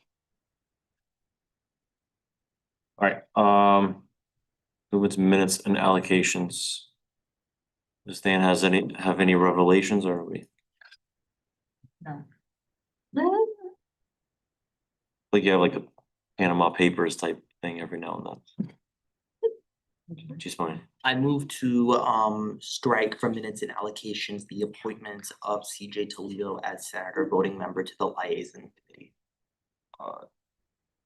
I think you're thinking of appointments or resignations. We're in minutes and allocations. Yeah. Oh my God, I did not get much sleep last night. I don't know if you can tell. Hey, man. Motion rescinded. I'll judge. Oh.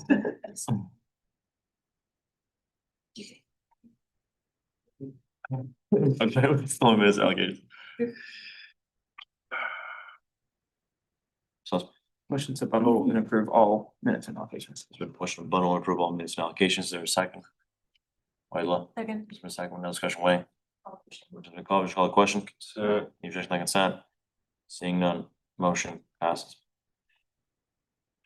Okay, now we move. Is there something in the works? I forget, cause I had tried to work on this. And then it's like somewhere in negotiations, I guess, with staff and Soham and whatever they're trying to work out with that, but is anyone else working on something with making minutes more transparent or anything right now? I forget. I feel like there's something, but I forget what it is. It's funny. Us. What my department's bill does. What's controversial in that bill is the creation of department chairs, which are to essentially oversee Yeah. all the VCs within those departments. Then they summarize those meeting minutes for the Senate in bullet point format every week. That way, all financial motions, all events, collaborations with VCUs, any vacant positions, and RCO funding is all shown to the Senate in a digestible format. How does policy 44 fit into that? Can they use Claude or chat to help with that? I don't remember. Maybe, I need to reread policy 44. It's gonna happen, so you might as well adapt to it. Cool. Are we moving to appointments resignation? Okay, this is the time of the meeting when things start to get a little. Okay. So we've Point of order. Yeah. The motion from the floor to strike Mia Gutierrez isn't reflected. I just wanna make sure that gets reflected before you bundle and approve everything. Just like Yes, it the is. strike through. But like I said. Oh, you mean the strike? Yeah.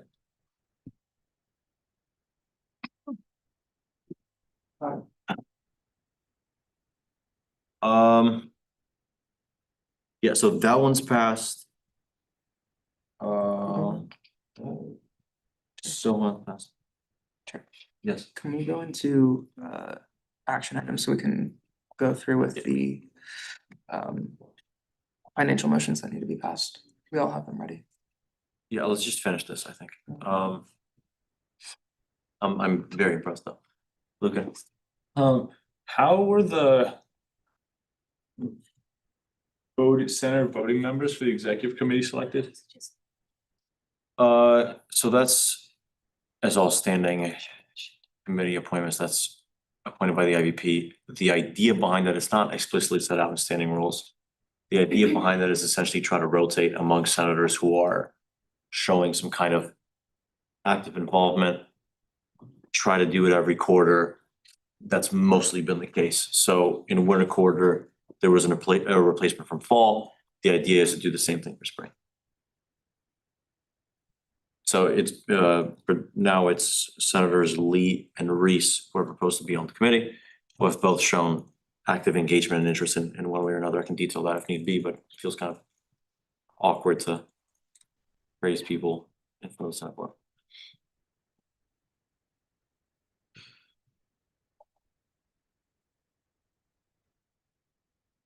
Blog. Dan, Sorry, where are we?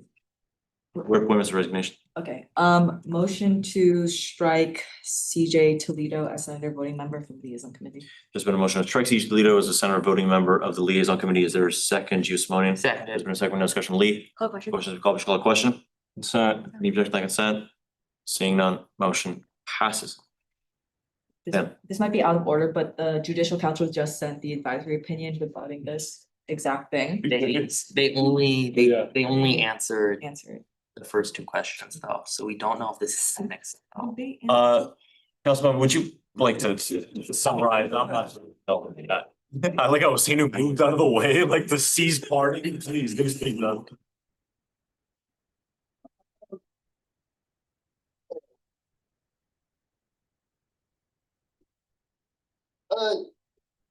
Standing policy 10 does constitute a valid exercise of the Senate's authority to regulate its own membership. So, That's the summary. so. So we can? So in English, Yes. Yeah. it is within the Senate's power, is what you're saying. So we do have to move into a closed session if we wanted to remove any senators. Yeah, there's a whole process. Just do it next. We just do it next. No, you can't make words, and they're, the senator is supposed to have the chance to speak, like you have to notify them. So I'd highly suggest that this is something that is expressed to the relevant people for week 1 of spring. Do you wanna do this constitutionally or you wanna just? Neo did send an email to the whole Senate a couple weeks ago saying he was gonna move to expel. That's not the two necessary. senators. Yeah, that doesn't seem the same thing as, hey, man, it's happening, come to X thing to make your case. I understand the frustrations of the delay, but it is how it works. Okay, Sure. yes, Sorry. Motion to bundle and approve all appointments and resignations. there's been a motion to bundle and approve all appointments and resignations. Is there a second, Sussman? Second. There's been a second, we're now in discussion. Okay, I move to amend the motion and add the word outstanding before the word appointments. there's been a motion to amend the motion and add the word outstanding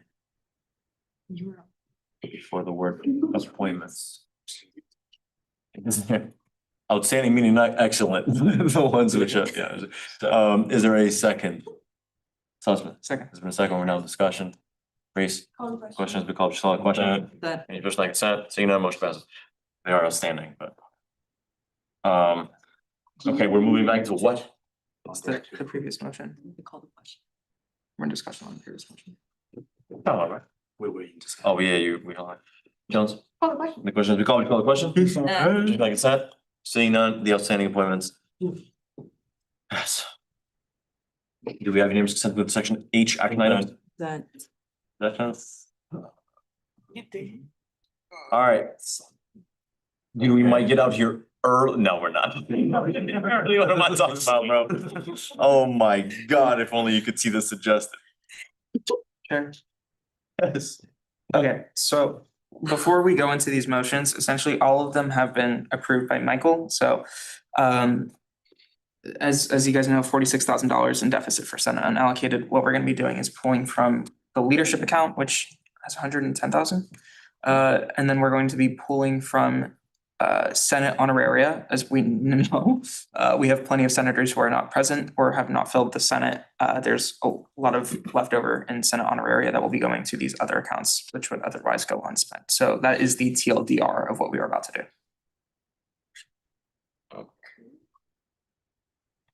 These are all fulfilling prior budget requests, so failing to go through with these is basically failing to go through with money we've already approved. So just going with that in mind.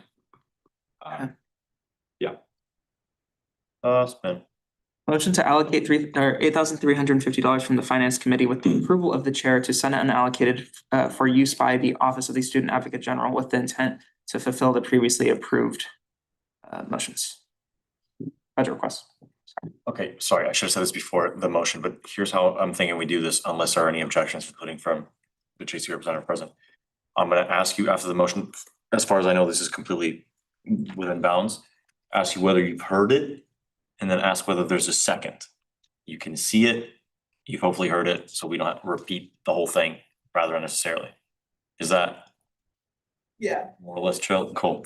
that's. I will read this one because I forgot it myself, 'cause I just distracted everyone. So there's been a motion to allocate $8,350 from the Finance Committee with the approval of the chair to the Senate allocated for use by the Office of the Student Advocate General with the intent to fulfill the previously approved budget request. Is there a second? Lucan seconds.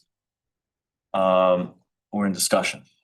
Dan, Call question. question has been called. Just call a question. Consent. Any objection by consent? Oh, God, what does this, what do the standing rules exactly say? Financial motions need to. Okay, can we maybe suspend that and just make it like a voice vote or something? Or something normal, or do people want to leave vote for all of them? Yeah. Voice vote. All the ayes, all the nays. It is at chair's discretion. I do not remember that.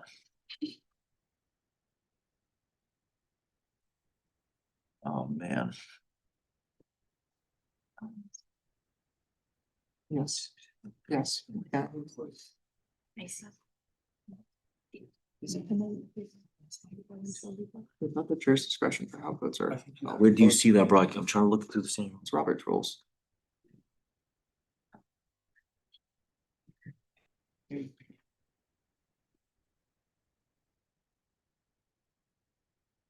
Bro, what?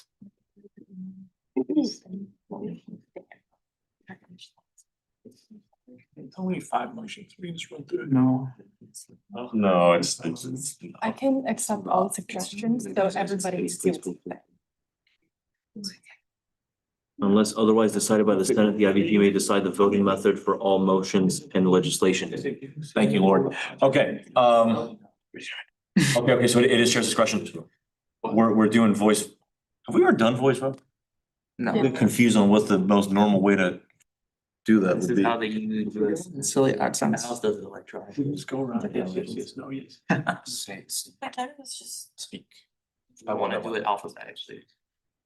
That's not even, that's not quicker. Is that quicker? No, just go, just start off, and then just go yes, no, yes, yes, count, and just go all the way around, you don't have to call their names even. Yeah, yes, yes, once she goes, I go, like something like that. Let's do that. We're just trying shit out. Yeah. 1 second. Okay, White, we're starting with you. Are you familiar with the motion? Yeah, but when it, Guys, if we can, please. That's sneaky, but that's not. in the context of voice voting, is it just like just speaking out loud? Yes, no, abstain. Okay. This fulfills the entirety of OSAG. Sorry, are we in discussion? Yes, Yeah, not, we're- oh no, it's on the vote. Yeah, so the votes are supposed to be, Okay, discussion has happened. okay. Sure, I think it would be easier to just read off the whole alphabetically to make sure you don't. It's easier to just do it. Just do it. Okay, Wahila, Yes. Go. Campbell, Yes. Yes. Yes. Yes. I. Abstain. Yes. Aye. Yes. Yes. Yes. Chaudhry on Zoom too fast. Yes. yeah, please do wait for me to call on each one. That was a little too fast. But there was only one abstention, right? 2.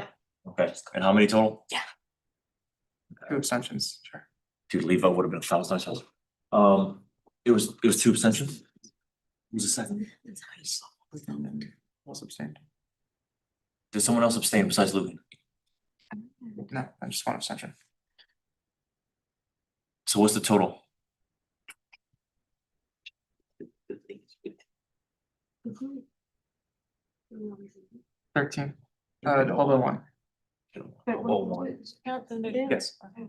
Okay, so 1201. One abstain. 1201 motion passes. Okay, Please wait for me to call on you so I can keep track of it, please. There's 14 total. Guaranteed.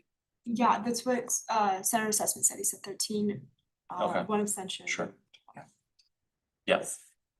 Okay, do we want to move to the next one? Who's making the next one? I can. Oh, no. Motion to allocate $6,650 from Senate honoraria to Senate unallocated for OSAG budget request winter quarter 2026 honoraria to accommodate the budget deficit for Senate unallocated, with the understanding that the rest shall be approved, but, oh, no, never mind. Scratch that part. Yeah, that's it. Here. You have the motion language already? Is it sent over? Okay. Yeah. So not that last part? no, because we already did the part that was on the end there. Is that motion clear to everyone? Is there a second? Also, Is there a second, Sussman? Second. There's been a second. We're now in discussion. Okay. Thank you. The idea here is, and this is what Pastor brought up as well, just bring the money in from the honorary account to the unallocated, and then it can just, because it was already put forward in unallocated to be spent, the money's just in the account where it's supposed to be spent. So we're not, then we don't have to open minutes, kill them, and then reapprove. So that's why we're doing this. That's it. Okay, do we have any more discussion on this?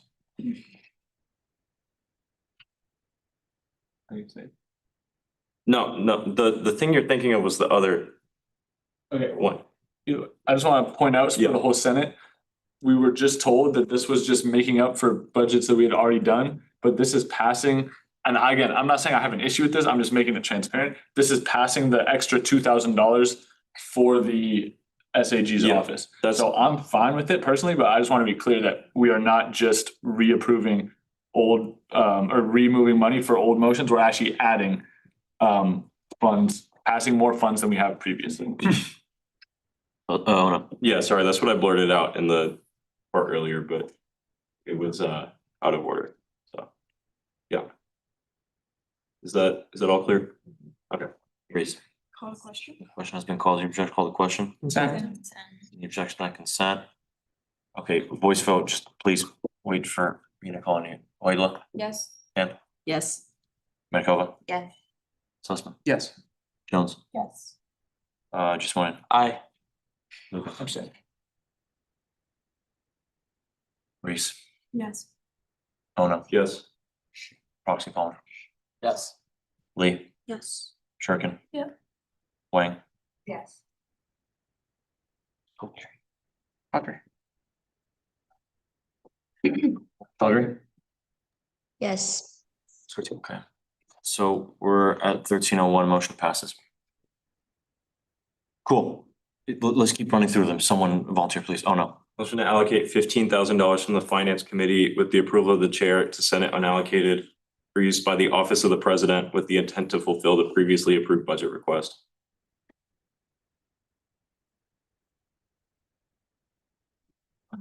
Is this approval of the chair then? As in we called Jenny earlier and she gave the go ahead for this to happen. You're looking at the agenda, right? It's this one? Sorry, I was just looking. Not highlighted? No, that's the other one. Did I miss that one? Okay. You can put that in, Sussman? Yes. Thank you.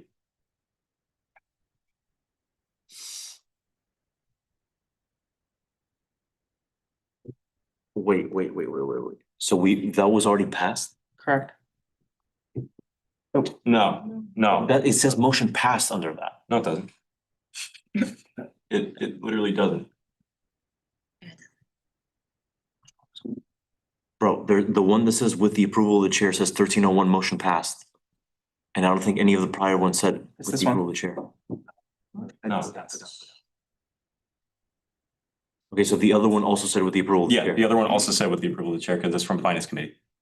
Motion allocate 15,000, I have to read this shit out, from the finance committee with the approval of the chair and to send allocated for use by the office of the president with the intent to fulfill the previously approved budget request.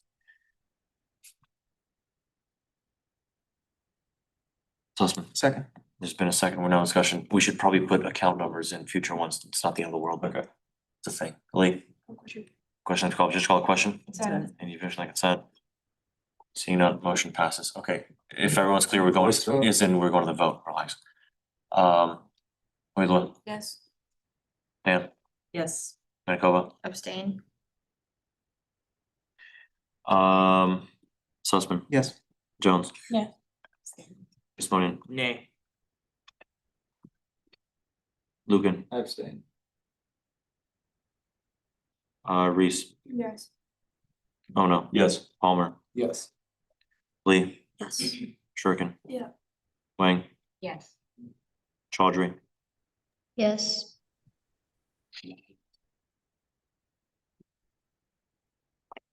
so we're at 11-1, motion passes.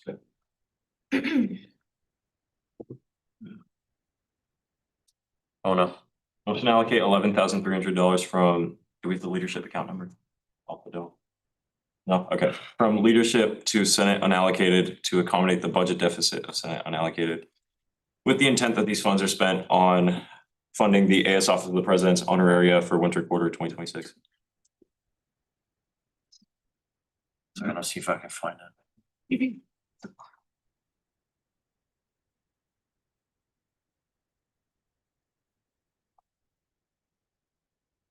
Okay, is everyone clear with the motion? Yes. Is there a second? Reese, there's been a second, we're now in discussion. If you can, from future ones, like at least a leadership account or something. It's like when we did seal in fall. Dan, Call the question. the question has been called, just call the question, Consent. objection, like consent. Okay, Waidula, Yes.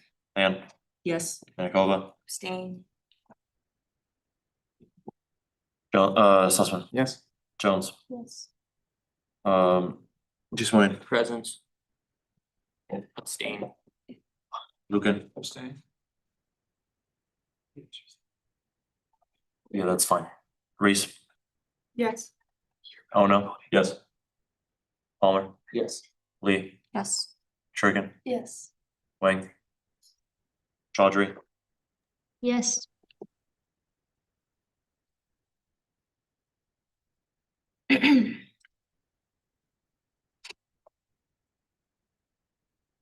the no nos, right? Yeah. So we're.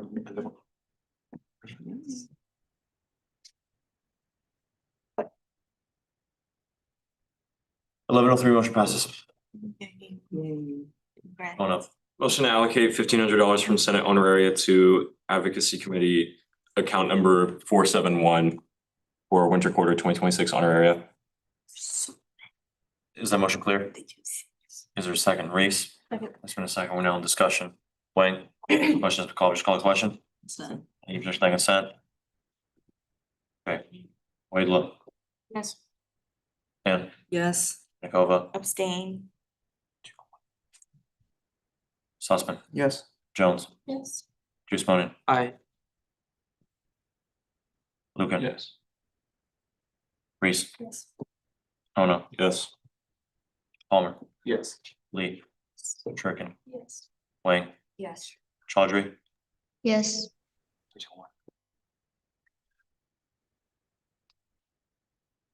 Okay, 13-01, motion passes. Who's doing next?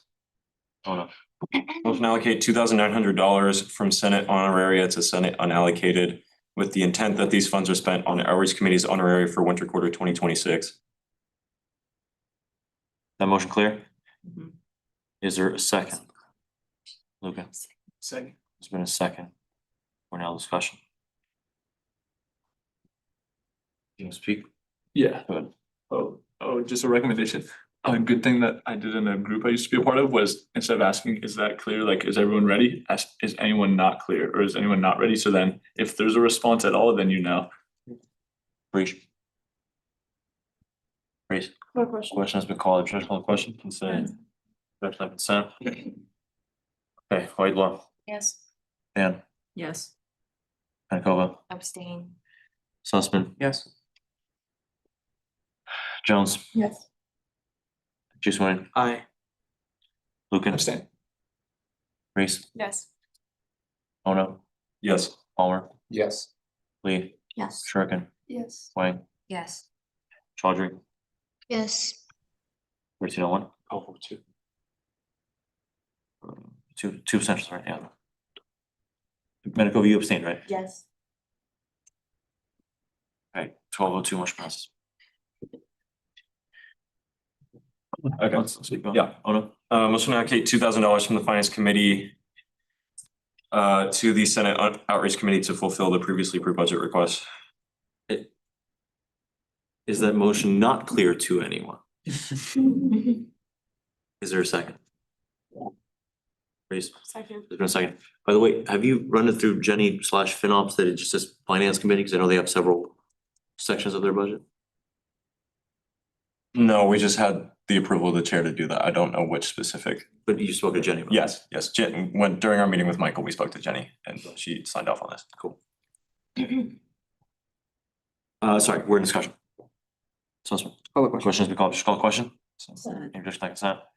Boyla, Yes. Dan, Yes. Nakova, Abstain. Sussman, Yes. Jones, Yes. Disponia, Present. Lucan, Yes. Reese, Yes. Ono, Yes. Palmer, Yes. Lee, Yes. Ricken, Yes. Wang, Yes. Chaudhry, Yes. 1202. What is the motion passes?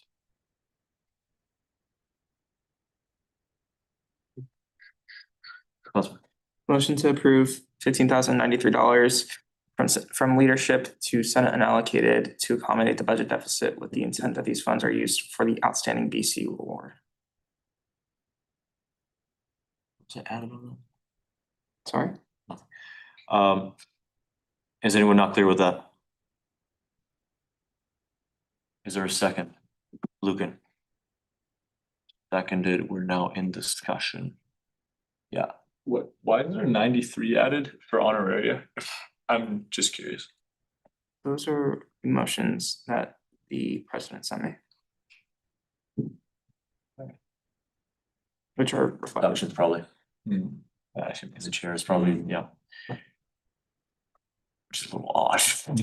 Just have to tell you. Anyway, we're now in discussion. Wait, look, Call the question has been called. Question. Okay. Wait, look, Yes. Dan, Abstain. Nakova, No. Sussman, Yes. what? Yes. Thanks. Jones, Yes. Juice No. Lucan, Abstain. Reese, Yes. Ono, Yes. Palmer, abstain. Lee, Yes. Shuriken, Yes. Wang, Yes. Chaudhry, Yes. 923, yeah, motion passes.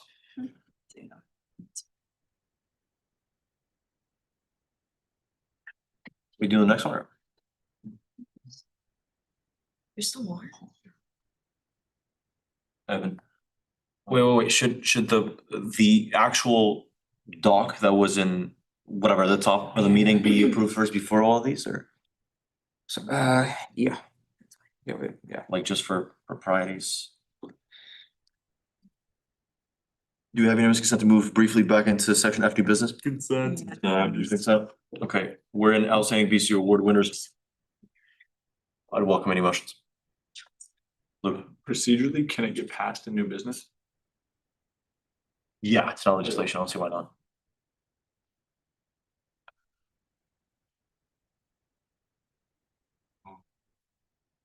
Do we want to stay? We all clear on what's happening? We look? To adopt the outstanding BCU award winners. There's been a motion to adopt the outstanding BCU winners. Is there a second? Wang, Second. there's been a second round discussion. Dan, Call the question. question has been called, just call the question. Consent. Any objection on consent? I think per chair's discretion, I think we can just, that, it's not legislative. No, just, that was a consent vote. Oh, it was. If- Oh. Were there any objections to that? Lovely, just one. I move to return to section H, action items. There's been a motion to return to section H action items. Is there a second? Waidla? Second. There's been a second. We're now in discussion. Lucan, Call question. questions, call, just call the question. Any objection, I consent. Seeing none, Rebecca. Don't we have to? I so could say. Oh, I didn't know that. In fact, we'll just wait even more time. Yo, this is a proper impressive doc, dude. I move to approve by committee for student well-being subcategory creative media unit for professional academic development subcategory and committee for the board for representation in marginalized communities category for 2026 outstanding BC award. I'm not reading all that. It's the highlighted part of the agenda. Let me know if anything is unclear. By committee. Or under the community affairs section. Whatever, it's the whatever. Oh no, second, there's been a second, we're now in discussion. Wayne, questions be called, just call the question. Any objection, I consent. We all cool with this being a consent vote, it's not strictly financial? Yes.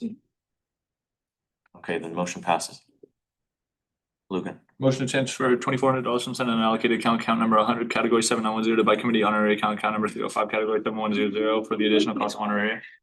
so like the medicine ad. Is that motion unclear to anyone?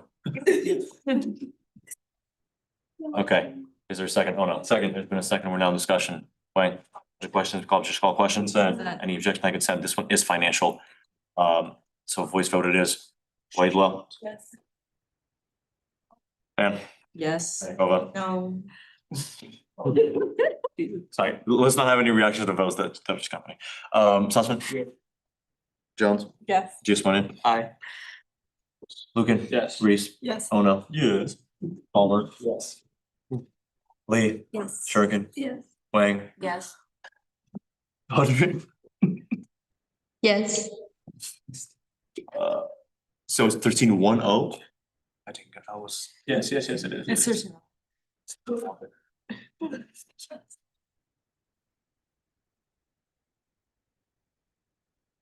Okay, Lucan. I move to transfer $4,593 from Senate unallocated account number 100 category 7910 to create a meeting honorary account category 7100 for an honorary award of $300 for the 5 student staff. Oh, I started on the wrong one. I wrote my motion. Is it? The doc moved. I missed it. That's not the wrong one. Oh, it is? I switched halfway through.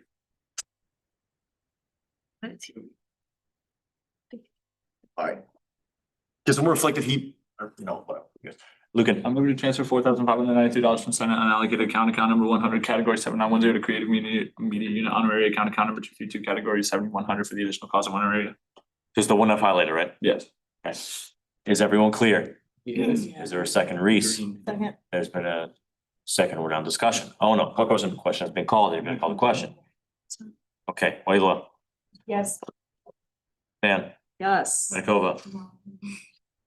Sussman. Yes. Jones. Yeah. Gismonian. Aye.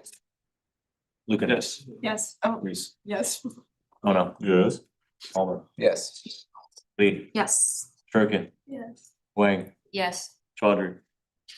Yes. Sarona, I must ask you to stop that. It is highly distracting. Okay, that was 13-1-0 as well, right? Yes. 13-1-0, motion passes. Lucas. I move to transfer $1,500 from Senate unallocated account number 100 category 7910 to creative media unit honorary account number 232 category 100 for honorary award of $300 for the classroom staff who contribute significantly to the success of the unit. Okay, some semblance of order, please. Is this unclear to anyone? No. Okay, is there a second? Oh no, okay, there's been a second discussion. Wayne, Our question. question, come to the question. Objection. Who are the 5 student staff specifically? Like, who's in charge of determining that? I want to make sure that that's like, we're not allocating money if we don't know who. Sean, can you answer anything on that? I don't have that list. I don't think that, yeah. I mean, the positions Is are, there a list? the positions are a videographer, an editor. Or is it- Please, be recognized. Holly, is there a way of obtaining one in the 14 minutes we have left? Yeah, let me look at their legal code. I was just gonna say it's their, they have a photographer, a videographer, but let me pull up the list for you, but it's basically their board. I don't know, do you have an answer to this or?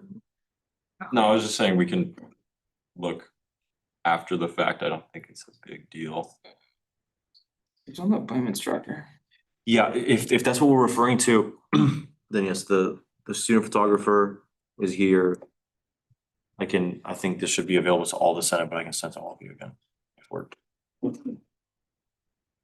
There's a whole thing about remaining equal to everyone, every appointed person who comes in front of the Senate, so keep that in mind. The appointment tracker has been sent to all of you, so we're not in discussion, right? No. You objected to the call to question, correct? I did. Who called the question? Do you rescind your call to question? Arson. Okay, no discussion.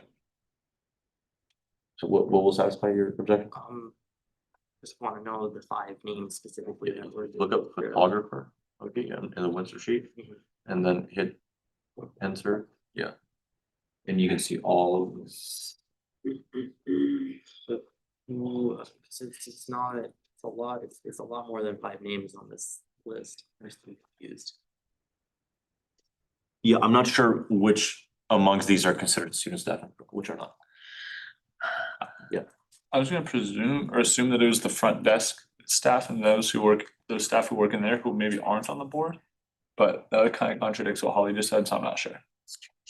Because to me, student staff means non-appointed members, but staff who work for paychecks. Yeah. Is it that there's literally 5 students in the CMU? And it's saying we're giving it to all of them?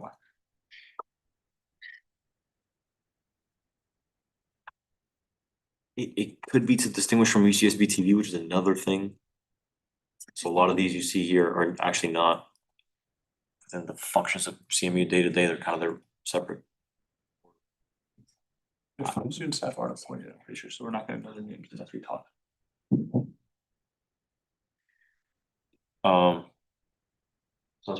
My understanding that student staff don't get paid honoraria, which would be contradictory. Holly. Yeah, I think that's why I would say an award of 300 and doesn't talk about their existing honoraria, I guess. Holly? Yeah, so I'm looking at the membership of CMU in the legal code, and I am pretty confident in saying that I think that the student staff are the 2 student graphic artists, the 1 videographer, and the 2 student photographers. And then the other members on the board, which is the news director, social media coordinator, marketing directors, chief technology officer, and chief marketing officer.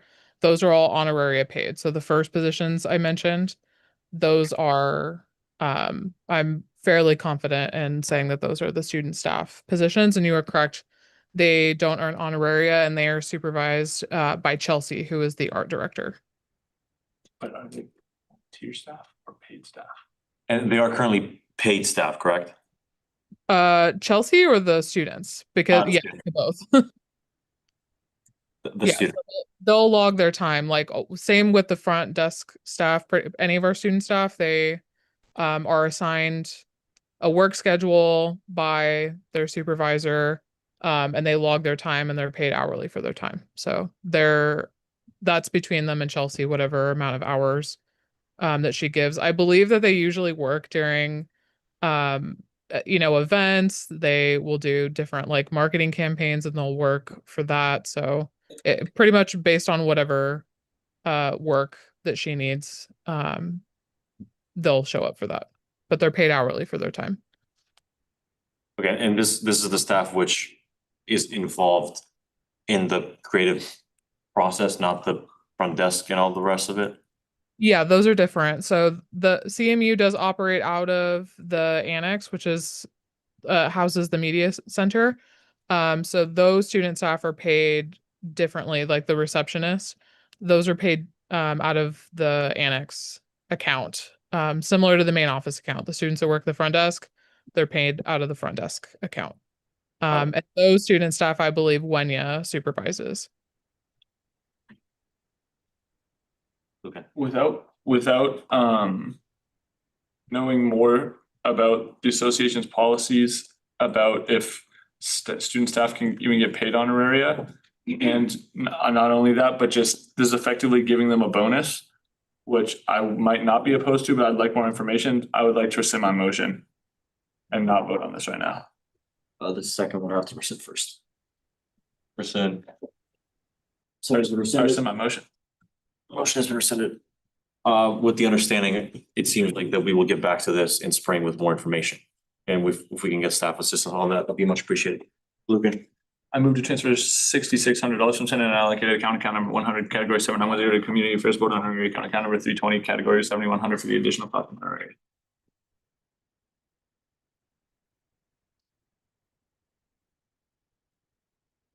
Okay.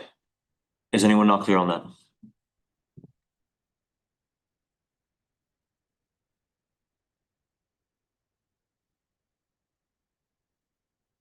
There's a second read. There's been a second round of discussion. Wait, well, Call the the question. question is called. Where is this money coming from? Like effectively, it's unallocated, but like there's no money in unallocated. So wasn't the whole point that unallocated was replenished before this? No, this is not part of the motions that we put forward. Who brought this one? Someone clarify? Can I rescind my objections? We can go into discussion. Who called the question? Do you rescind your call the question? Okay, we're in discussion. What's up? I rescind my second. I rescind my motion. We were about to discuss it, guys. Okay, get someone. You also just did unallocated for. I'm sorry, was unallocated not replenished from leadership with the express intent of doing this before this? Sussman? Community Affairs Board was not in the They're not part of the bonus. area, or the outstanding VC award. Yeah, they are. They are. Yeah. They are. They are. Okay. Sorry. Okay. Sorry. Oh. That's okay. So, yeah, unallocated was replenished for this purpose, right? This is, okay. I misread this. It's part of the share of 15,093. Yes. Okay. Okay, it's like. Okay. Yes, Motion to transfer $6,600 from Senate unallocated account number 100, category 790 to Community Affairs Board honorary account number 320, category 7100 for the additional cost of honorary. say anything about that? Unclear. Is there a second, Lucan? There's a second round of discussion. Wait, look, the question's been called. Just call a question. Need just seconds. Consent? Okay, wait, look, Yes. Pam, Yes. Mankova, No. Sussman. Yes. Jones, Yes. Peacemonia, Aye. Lucan, Yes. Reese. Yes. Oh no, abstain. Palmer, Yes. Lee, Yes. Shirkin, Yes. Wayne, Yes. Chaudhry. Abstain. Roll one.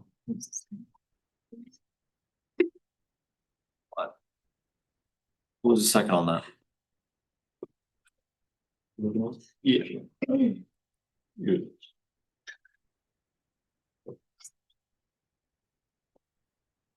Sussman.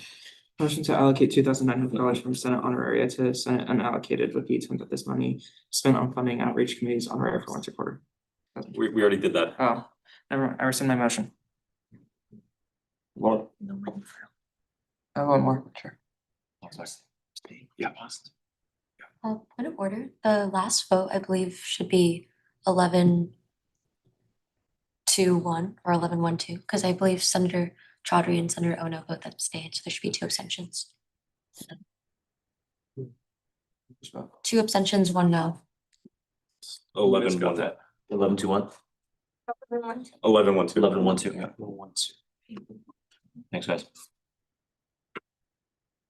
Sussman, Motion to approve the remaining $500 from leadership to Senate unallocated to the OSAG to fulfill the budget request. there's a motion to approve the remaining $500 from leadership center and allocated to the Office of the Student Advocate General to fulfill the budget request. Is there a second? Oh, no. Second, for second round of discussion. This is accounted for by what was replenished in center allocated? Miscalculated by 500. Right, but that amount was transferred to Senate allocated, or are we going back into the red? We're now discussion, Lucan. Wait, so this is, oh, sorry, this was just clerical, it wasn't like replenishing something or, okay. Yeah, the request is 15,500 and we got a total of 15. Okay. So yeah, it's a clerical. Discussion. Whitelaw. Question, just call the question. So, any objections? Okay, Whitelaw, Yes. Fan, Yes. Manakova, Sussman, Yes. Jones, Yes. Juice-Monian, Aye. Lucan, Abstain. Reese, Yes. oh no, Yes. Palmer, Lee, Yes. Shurkin, Wang, Yes. Chaudhry, Yes. 402, right? We'll do motion passed. Is that all? Yes. Look at us. We're getting right. Okay, wait, have we amended the agenda? No. Agenda B. Item E.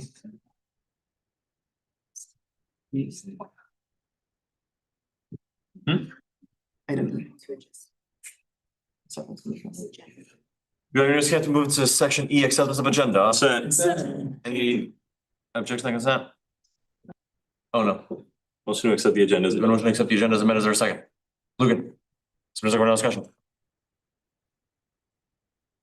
Ben, Call the question. just call the question. Consent, objection to consent? Seeing none, motion passes. There's no, I'm getting paranoid. There's nothing else? No. Alright, let's hope we got it all right. Do we have any consent to move to section O adjournment? Consent. Consent? Sussman. Motion to adjourn the meeting at 10:58 PM. Okay, motion to adjourn the meeting at 10:58 PM. Is there a second? Oh, no, second. Wow. Please, the I didn't jinx everyone.